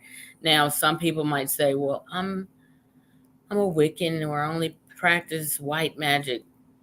If you are a person who dabbles in the occult on any level, me as a Christian, in my personal belief, as a Christian, this is just me talking about my opinion on it, is that if the Bible tells you to not have anything to do with soothsayers and warlocks, necromancy is conversations with the dead, going to a medium or psychic in order to have them to come forth, to call forth your dead loved one, your grandma. The Bible calls that familiar spirits. So if you're open to that, tarot readings, Ouija boards, palm reading, horoscopes, all that kind of stuff, then like, who doesn't want to have their horoscope read? Like, we're Christian, but at the same time, like, we've thought about this stuff, like, you want to do it. But at the same time, if you do that, just know that you're opening a gateway or a doorway and giving them permission to be there. Well, and because you don't know who's on the other side. You know, you could say, "Oh, I'm talking to my grandma." Well, a demon can know exactly what your grandma knows. You know, that they can know inside of you what what to say. They know these Exactly. things. They can pretend. They can masquerade. That's the word I'm looking for. They can masquerade as someone else, and you don't know who's truly on the other side. Especially with the Ouija board. That's Hmm. something when I was younger I messed with, and that's something I'll never do again. And the thing was with that Ouija board, it was before the shadow being over my bed. So I feel that there was stuff happening in our house, and I think the Ouija board, empowered this entity or entities that were in the house, and it did not help at all. Oh no, absolutely not. And it's hard when you get to that stage to like try to get stuff like that to leave your house too. You have to get somebody in there a lot of times to come in and try to clean up those things. But then like bringing somebody that's more into like more the cult type of way Yeah. to remove those entities from the house. What a lot of people like to try to do is they will get somebody to come in and burn sage. If that's what you want to do, then more power to you. But I really don't feel like a lot of times with a lot of cases that I've heard of stuff like that, it didn't work. Somebody else has got to come back again and then more cleansing, and then the spirits now they're just subdued a little bit, but they're still there. Like they're not leaving, because then what people don't realize, and this information came from a website I was looking at online, where a lady was actually she was still a practicing witch, but she Okay. told that a lot of people like to burn sage and stuff like that to cleanse their house of negative energy Hmm. and spirits. But what they don't realize is that, and this is the witch that said this, she said, what they don't realize is that when you burn sage to remove a spirit from your home, she said the reason that the sage works, and if anybody's out there that's in the occult or witchcraft right now and you disagree with this, then take it up with this witch, because she said it. She said, what people don't realize is that when you get um, to a point to where you're doing sage and burning sage in your home in order to get rid of a spirit, the reason that the way that works is that you're bringing in a positive energy, positive spirits, or benevolent spirits to remove the malevolent spirits. She said, but what people do with that is the problem with that, she said, is that a lot of people don't realize that there's a whole nother ritual that you have to do after burning the sage to remove the spirits that you brought in to get rid of the bad ones. You got to do another spirit to shut that. You got to do another whole ritual to shut down what you brought in to remove the bad. Interesting. So Interesting. she basically said that a lot of people are left with those spirits still in their home because they didn't shut it down. I feel like communicating with the spirits either way. I'm not bringing any other spirits except for maybe the Holy Spirit to Yeah. remove it, because anything else, that's the only time that's going to actually leave, unless you've given it Now, permission to be there. and I agree with you. I agree. Like be careful in who you bring in. But I believe that she is right, but she's also wrong, because that is what she is bringing in. Like you could bring in the Holy Spirit to cleanse your house, but and using sage at the same time. So in your definition, you don't need to get rid of the Holy Spirit at that point. Now, if she is using bringing in these other spirits to cleanse these other spirits, well, then yeah, she's replacing one for another, and at that point, then yes, it would be that. Like I don't know if you know my past. I actually I actually trained under a shaman for a couple of years and a medicine woman for about 5 to 6 years as well. So I do have this history. Now I've been moving away from a lot of like, and I was full into the new age, full into the occult, and really realizing, I would say in the last couple of years, that that's not my thing, and I've been reestablishing a relationship with God and Christ, Mhm. and reestablishing that, because I was born and raised Catholic, very, very strict Catholic, and Mhm. uh, yeah, and it was, and I stepped away from it. I think a lot of us do that. We have experiences, and we walk away, but we come back, you know, more renewed than anything. Absolutely. There's so many different layers to this. Now, Uncut Savage said, in astral projection, invasion of privacy can be easily done and not even realize it because you think it's just a dream after all, not anything else but a made-up world, even if you control it. You think it's I mean, I don't know if you're saying you think it's a made-up world, but like that, within certain cultures, like we don't, like the African culture, the Caribbean cultures and stuff like that, they are really in tune with what they call the marine kingdom, the spirit world, spirit spouses, also known as succubus and incubus spirits that come in at night. There's certain things that you shouldn't do in dreams. And this is told by ex-witches, also people who have discernment of spirit, and people who are on a deeper level that know how to act. Just so many different things to say about the sleep realm. One thing I want to say about it is that what I've learned from, I guess, the African people that I've dealt with and I've talked to about some of these things. I had to go get a procedure done a few years ago. We can get in that another time. I had to go get a deliverance because of something that happened. And we'll talk about that later. Maybe if we do an exorcism show. If I do that, I probably won't do it here because I'll be too scared to stay at home for it. But what I will say is that when they were telling me, like, when you have dreams at night, do not ever go into the water in your dreams. I don't know why. I've never asked to find out what that is, or what'll happen if you do. Don't let anybody put a ring on your finger in a dream, because that is your spirit spouse trying to intermarry with you. That's coming into agreement with a demon or a spirit. Don't do that. Don't eat anything given to you in a dream. There's so many different things that people don't even realize that's happening. A lot of times when the sleep paralysis happens, sometimes it can happen and I'm telling so much stuff. When you get to telling a lot of information like this that people don't understand or know, when spirits are around and they're watching and listening, they don't like that. And you will sometimes have technical difficulties on your devices, or you might have batteries to die on your phone and stuff like that, or hard time connecting. All kind of stuff can go wrong. And I've not had any problems with my email before tonight, getting ready to do this show with Ra. And I'm like, what in the world? Like, it completely shut down my ability to, like, access. Yeah, you know what's crazy, because we really kind of said we're going to do this more or less yesterday kind of thing. And I had issues with my email as well. And then I'm trying to send this to, I was trying to send you all the information, and the communication problem. We had some major communication problems. Yes. And that's not by chance. Anytime, if you ever listen to any shows when you got somebody that's going to come on the show and they're an exorcist and they're getting ready to expose some things and tell people what to do and what not to do, when it comes to this kind of stuff, then you're gonna have problems on on that end. Like, as far as in the spiritual realm, sometimes you can be on a live and people might see things behind you or in the room. Marquetta is still in the chat right now, and Marquetta can attest to what I'm about to say.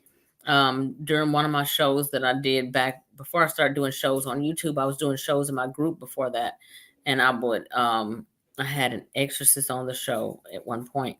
In that particular, I don't think he's not an exorcist, but I know he has dealt with deliverance and stuff like that before, but he doesn't claim himself to be an exorcist. But he has helped to deliver somebody from spirit. He was even on an episode of Paranormal Witness, or one of these paranormal shows. It might have been a haunting, but I think it was Paranormal Witness, and I have to look for that episode. It's okay. It's okay.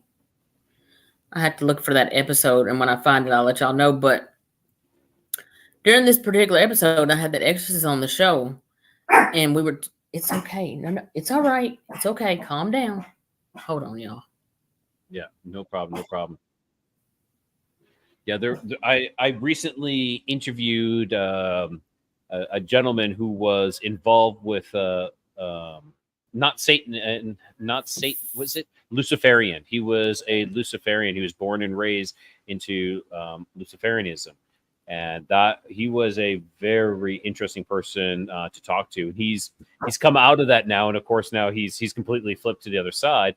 But very interesting. Like, he's talking bloodlines of Nephilim and really, really intense stuff. Like the stuff that he saw and he had to do as a child as well. Very, very disturbing. Because a lot of people don't realize that a lot of these beings or entities or spirits or whatever, They have the ability to manipulate. It's okay. They have the ability to manipulate your reality. They have the ability to control what you see. It could be two people in the room at the same time. One person might see, shadow man. Another person might see, an alien or something like that. But they have the ability to affect your perception of what you see. Yes, exactly, and that's why we can actually, strangely, we said everyone's reality is completely different. Even though we're all living on the same earth, we are all experiencing reality different, and it could be from entities obscuring us, causing us to see or remember things differently or experience things differently. And it could also just be life in general that we're all experiencing everything kind of crazy on that. Suji, is it the same guy that was on Tony Merkel's show, right? Yes, it was. It was Nathan Reynolds. I actually had him on. We talked we went to some places that I had to cut out for YouTube, but I'm going to leave it intact for Rumble. What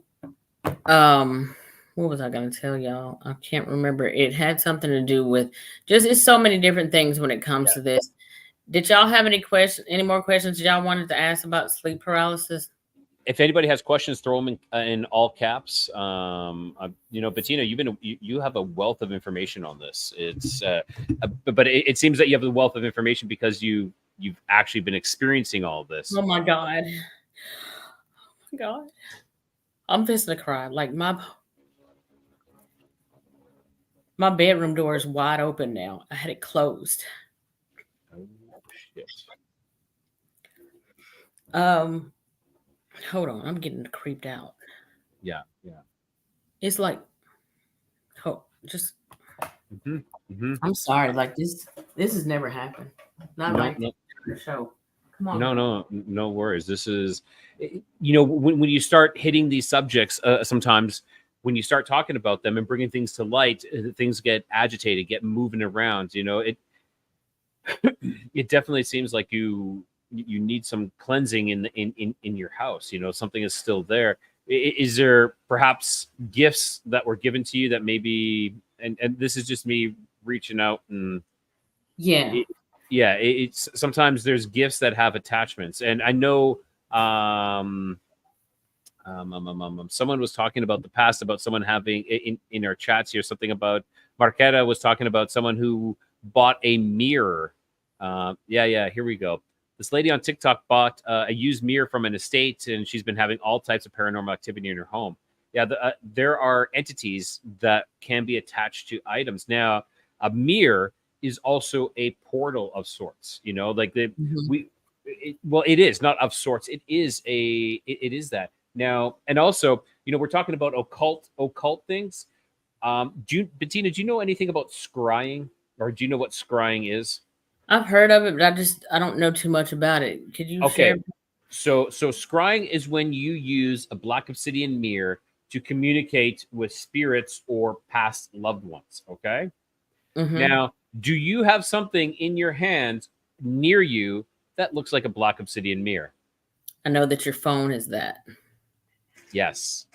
But it was powered off until just now. Like I had to go get my charger. Yeah, but what I'm saying in general, we're all communicating to what could be spirits on the other end. We talk to our friends, but maybe you get messaged out of the blue by someone else. Could it not be a spirit messaging us through our devices, through our scrying devices? I really believe that mobile devices, like when I do, like, I would actually people would bring me to their homes to cleanse their homes. Now, that's one thing I would always say, all portals, all entrances to your home need to be cleansed as well. That included TVs, laptop devices, cell phones, and mirrors, because you have to make sure you seal the doorways. And those are all doorways, so they need to all be protected. And how are you doing, Bettina? Are you doing okay? Yeah, I'm okay. Bob Smith said you're Jesus in 45,000 denomination of fraud. Sorry, I missed that. can't really scroll back up. It won't let me scroll back Here we up. go, like this one. Yeah. Yeah, your Jesus is seen in 45,000 variations of fraud. Only could be one. Which one? Jesus So commanded you Bob, not to- Mhm. Bob, what you need to understand with that is that with humans, we're going to always have a bunch of differences. And at the end of the day, you're supposed to be a follower of Christ, not all of these different denominations. That is human error. There's so many different things that we've been told through the years, the things that's been taken out of the Bible, things that's been changed. You got extra biblical books, you got the Apocrypha, you got the Talmud, you got all these different things, and then you got the interpretation of humans to either control the masses or whatever. But at the end of the day, like, I'm not held responsible for what I don't know because of what's been taken out, what's in there. You got what you brought up, and you was trying to, I'm sure, I don't know, you might not have been trying to be sarcastic. I don't know how many No, thousands. he was. He was calling out that Jesus has been repeated so many times, like the Son of God has been repeated so many times throughout history. Now, this is something I actually don't mind getting into. Yes, we call it Jesus, the Son of God. Could not the world have been? Don't bob me shit. I know the unholy Bible. Okay. He said he don't believe the Holy. You don't have to believe the Holy Bible, but I do. So for me, like, so this is not, so any person who is a non-Christian, you can believe whatever you want to believe. This is my experience. I'm telling you what I believe. Everybody has a right to their opinion. If you believe that they are interdimensional beings sent here to beam you up to a whole nother planet, have at it. I don't have a problem with that. That's your belief.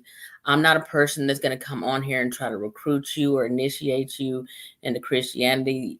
You are, at the end of the day, like, responsible for your own destination, your own soul, what you believe, what you don't believe. That has nothing to do with me. So I'm not, if some people think, like, sometimes when they get in the comments, it's, I don't know if it's to like try to offend somebody, but that doesn't work with me. I'm not offended. That's your personal feeling. That's your personal belief. And you're welcome to it. So I'm not feeling any type of way. I actually kind of like this right now because this shows a spirit of division, because it's an attack and there's no reason for it. You are entitled to whatever you believe. If you believe whatever you believe, that's fine.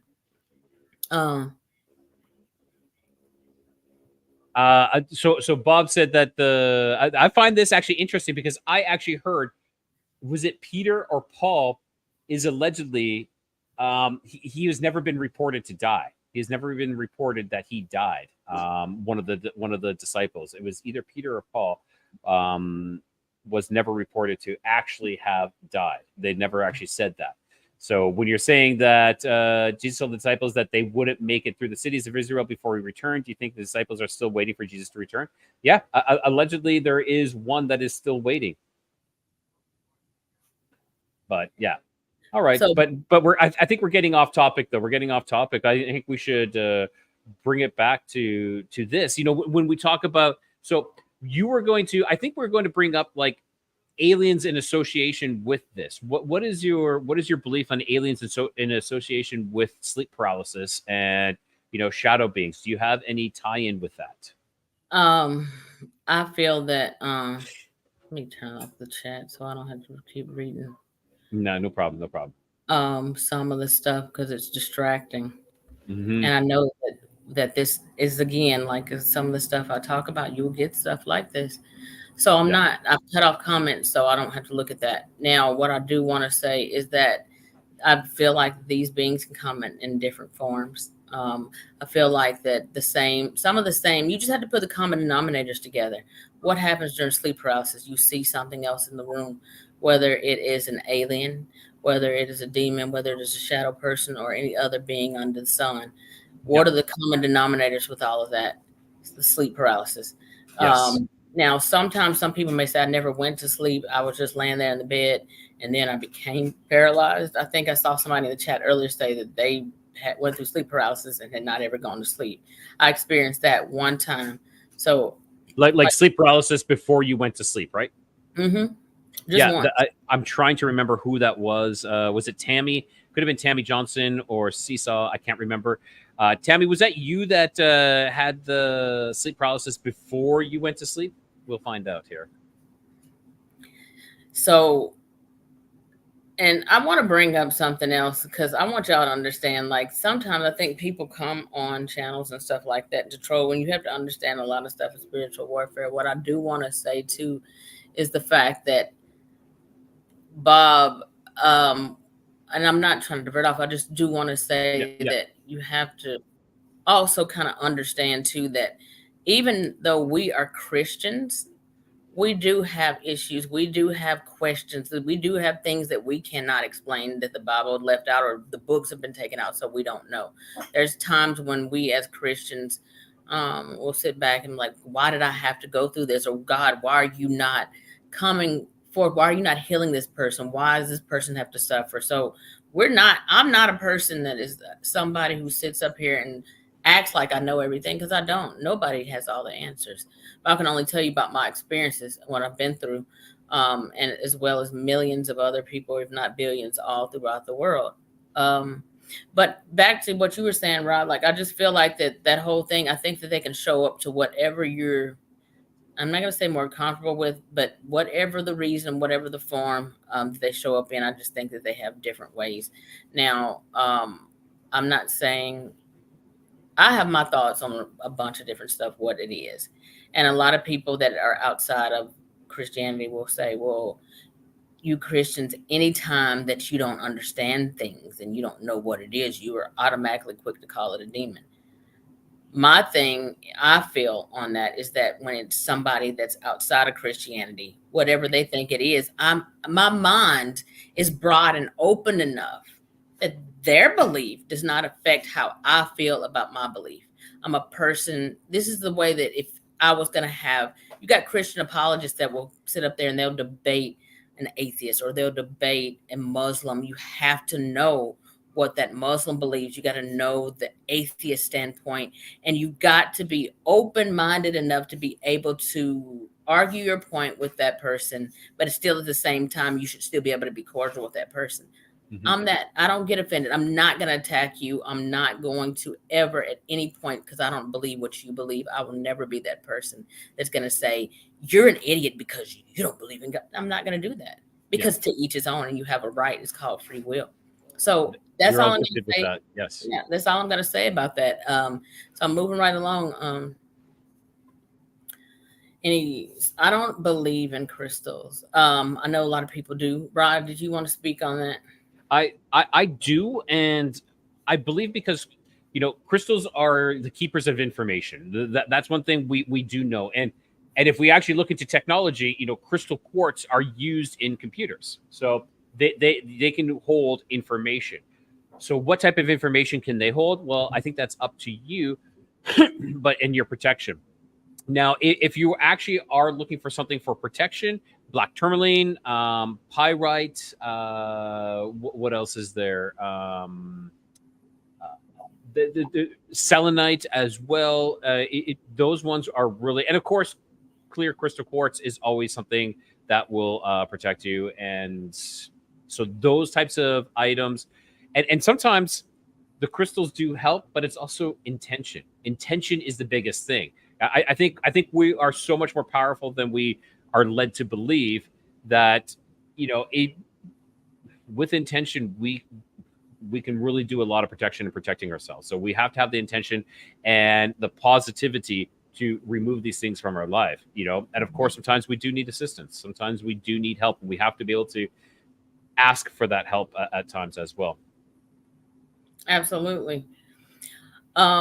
So we got like 9 minutes left. I'm going to tell y'all a quick story, and then Ryan and I will get back together and we may cover some other things, because we didn't get to touch on everything that I had planned tonight.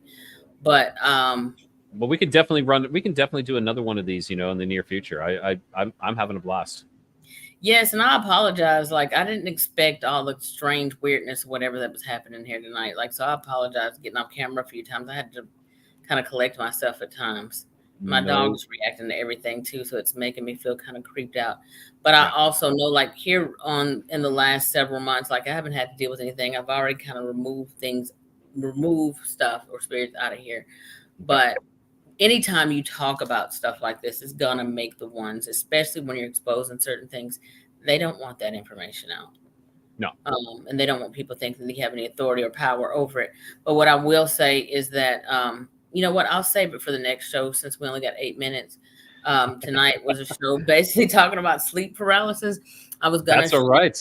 It's a good introduction. Sleep paralysis 101. You know, we 10 or 201 will be next. Yes. You know what? I am gonna go ahead and share it because Do it. I feel like they've been waiting. It's not like I have to end exactly. It's like, oh, 2 hours. That's it. Closing the door.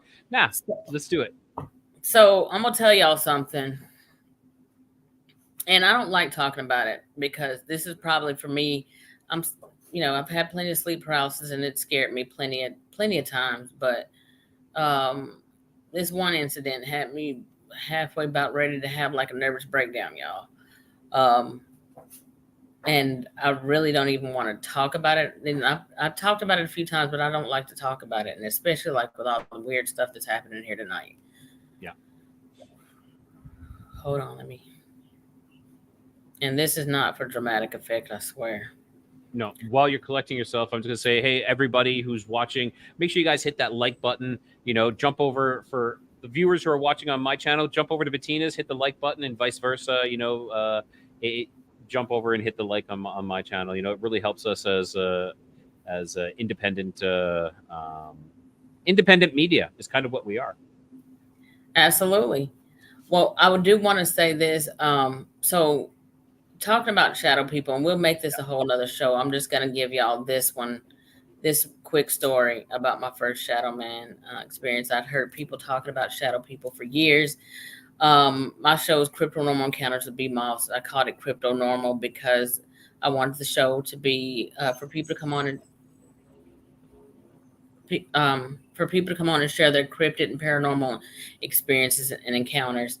And plus, because crypto normal, I figured the cryptid aspect and then the paranormal aspect simultaneously. Like sometimes cryptids have a sort of paranormal abilities, like that's not explainable. And when I say that, I mean like the cloaking, the predator effect, as I like to call it, things like that, the mind speak, those type of things. So that's why I call it crypto normal. So shadow people fall into that category, as well as aliens, UFO abductions, all that kind of stuff, cattle mutilations. It falls in that category. But I've heard about shadow people for years. And I never really, I believed it because I'm not a person who's going to doubt. Millions of people are just not going to make that kind of stuff up. I know spirits exist. So there was never a time when I felt like they're lying about it. But I just didn't think it was interesting enough because I'd never seen it, never thought about it. And it just wasn't something I experienced until last year for the first time ever. I'm getting prayer over the phone and talking to a minister. And as I'm praying, and we're praying over the phone, and we were on video chat while I was getting prayer at that time. And on Messenger, actually. And this goes back to what you were saying about the black screen, the scrying scrying mirror. Yeah. And I say this because this is the only reason I can make sense of it. I'm getting prayer. And after I got through getting prayed over, like I basically was like, I felt at peace and I felt like heaviness had lifted. And I'm walking from room to room, and I'm walking from the living room back into my bedroom, and I'm getting ready to cross the threshold from the hallway to the bedroom. But at the same time, I'm pulling the phone away from my face and going to put it on the dresser or something like that. And at that moment, the minister was like, B, hold up, pick the phone back up. And I'm like, hold on, just give me a second, because I'm getting ready. I'm trying to bed and put my pajamas on. But he was like, pick the phone back up. I picked the phone back up. And when I picked the phone back up, like I said, I'm on video chat on Messenger. I picked the phone back up. I'm looking at it. And as I look at it, I'm like, oh, shit. And I turn and I look back real fast. Then I look back at the phone. There's a shadow man. I'm 5'2", so I'm short. Yeah. A shadow man is standing directly behind me I'm in the doorway, like getting ready to cross the threshold from the hallway to the bedroom. I'm standing in the doorway. The shadow man, when the person said, stop, pick up your phone back up, I stopped, right there in the doorway. And when I picked the phone back up, they were looking like, oh my God. And I'm looking like, I turned and whipped my head back real fast because I thought at that moment, oh my God, like I left the door unlocked and somebody had broke into the apartment. I looked back in real time, there's nothing behind me. Turn, look back at the phone again. There is a black shadow man. I'm 5'2". This thing had been at least 6 feet tall or taller, standing directly behind me, like close enough, like if you with your boo and they're close enough to whisper in your ear or to spoon you or cuddle you from behind or anything like that. It was that close. And I look back again a second time. There's still nothing there. Look back at the phone. It's still standing there. And at this point, I realized this is a spirit. And I realized there's no point of even closing the bedroom door because it's a spirit. It can walk through the door. At this point, I take off running and I jump on the bed like a child with my back to the headboard and like my knees up to my chest with my arms wrapped around my knees. And I'm rocking back and forth and I'm crying and I'm hyperventilating and I'm panicking and I'm like, oh my God, like my mind is racing. And so my mind is like, if you just leave and go get a hotel room tonight, then you don't have to be here because this is scary. There's no way you're gonna be able to go to sleep in here tonight. But then my other mom was like, no, this is your home. If you leave tonight, when you come back, it's still here. Yeah. Cast it out, make it leave. This is your home. And so that night I had to brave my fear, get up out of the bed and come through and like pray through my home and like go through and anoint the doors. Thankfully I had some olive oil and I don't think that has anything to do with it. It can work with or without olive oil. Yeah. But at the end of the day, it can work without olive oil, you don't need those things. Those are things with your intent, your prayer, exactly what I was talking about. Yeah. Your intention.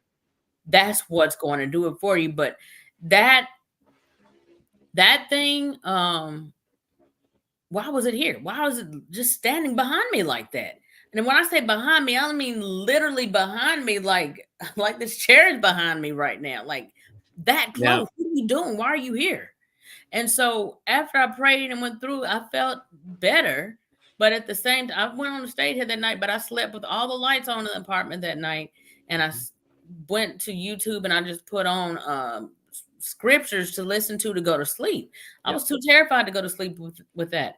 And that's only 1 or 2 times that I saw the thing, but I'll share the second story and other things that I want to talk to y'all about with astral projection and everything else when Ryan and I set up another show. So it'll be a part 2.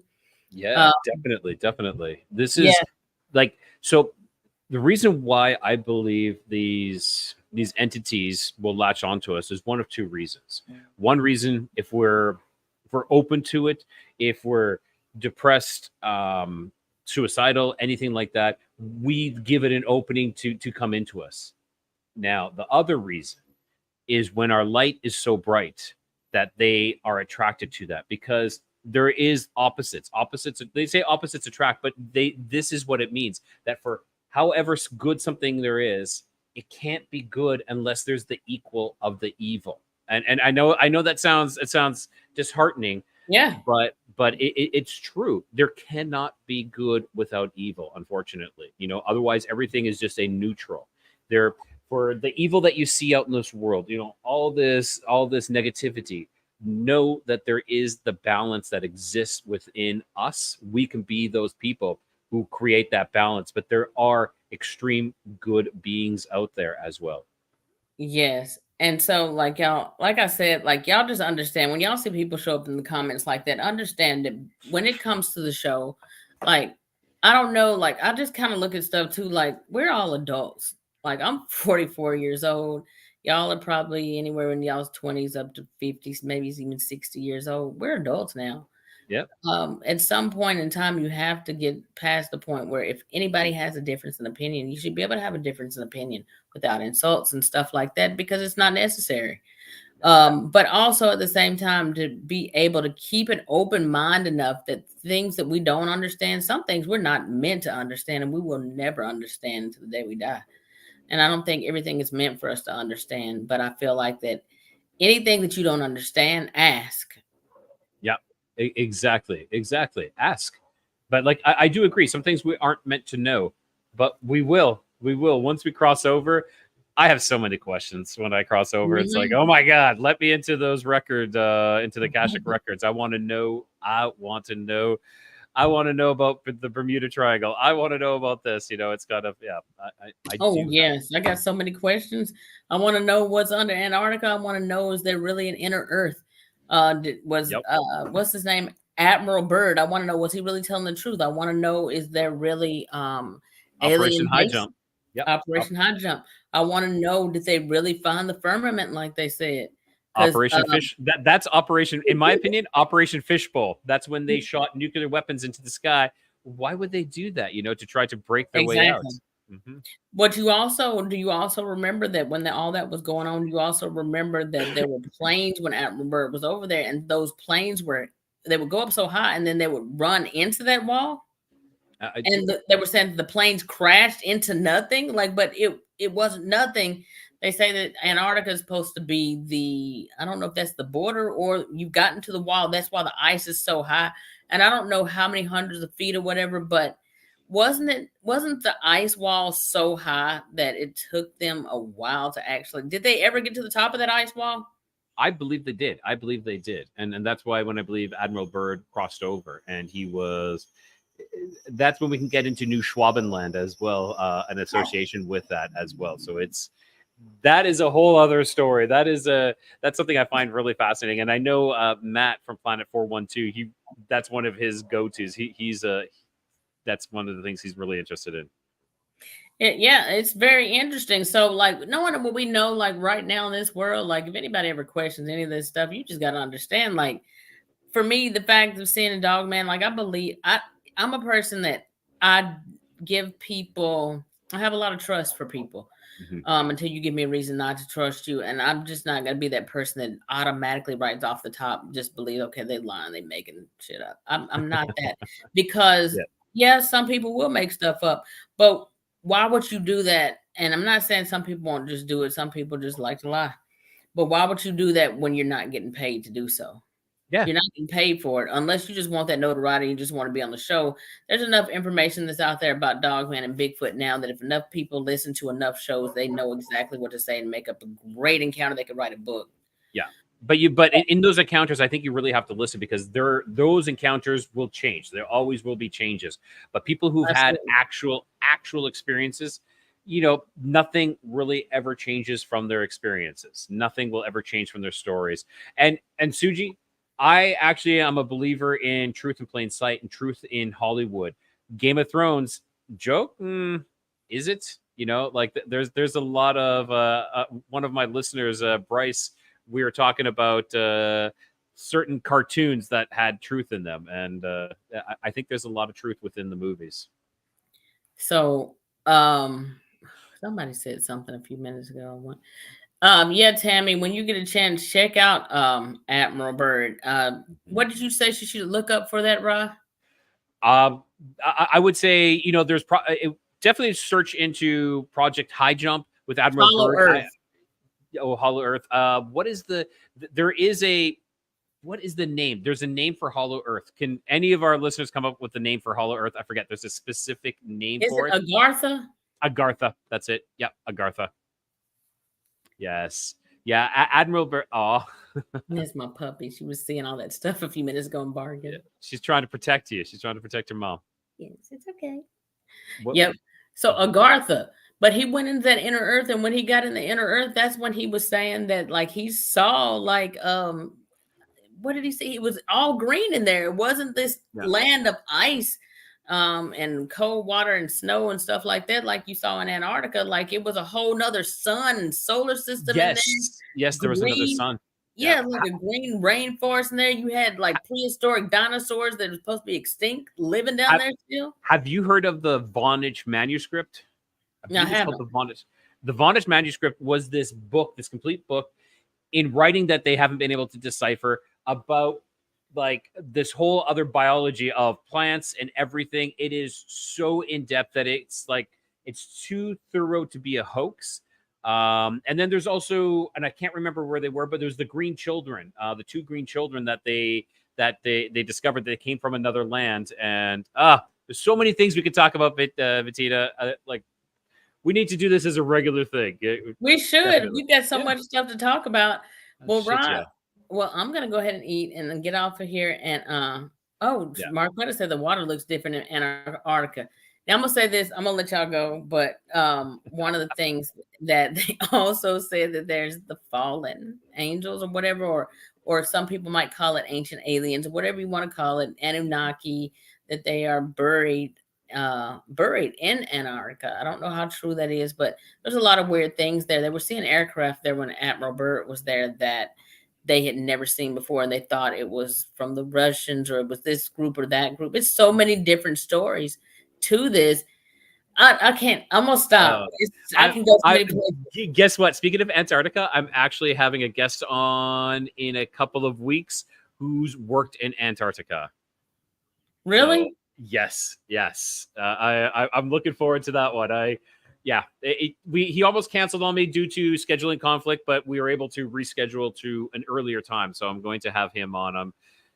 That's one thing I would say. Like, this is one of the reasons I started doing this is because I thrive. You know, like I just need this information. Not need this information, but we're explorers. By heart, humans are explorers. Now, maybe there's not much land left to explore that we know of, but I can still be an explorer into the mysteries of the world. And this is what I want. I want to find out these answers, or at least try to get some answers while I'm still kicking here. That is what I'm doing.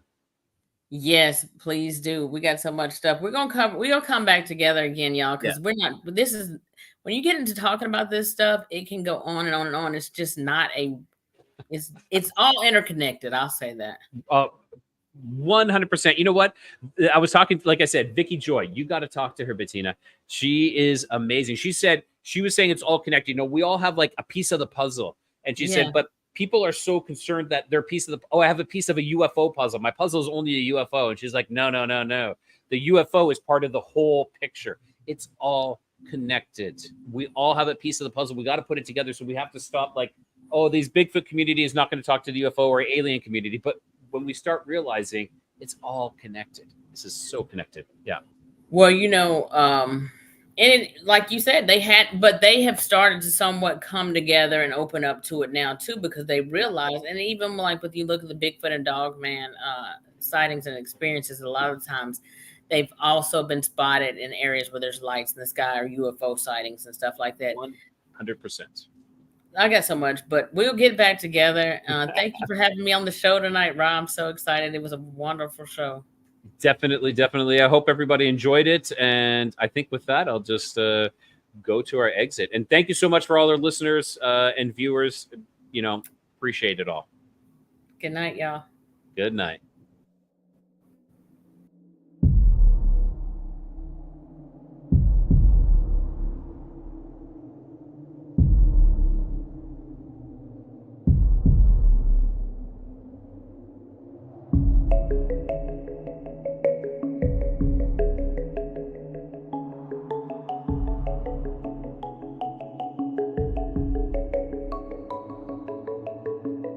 I look forward to our next adventure together as we navigate the mysteries that lie ahead.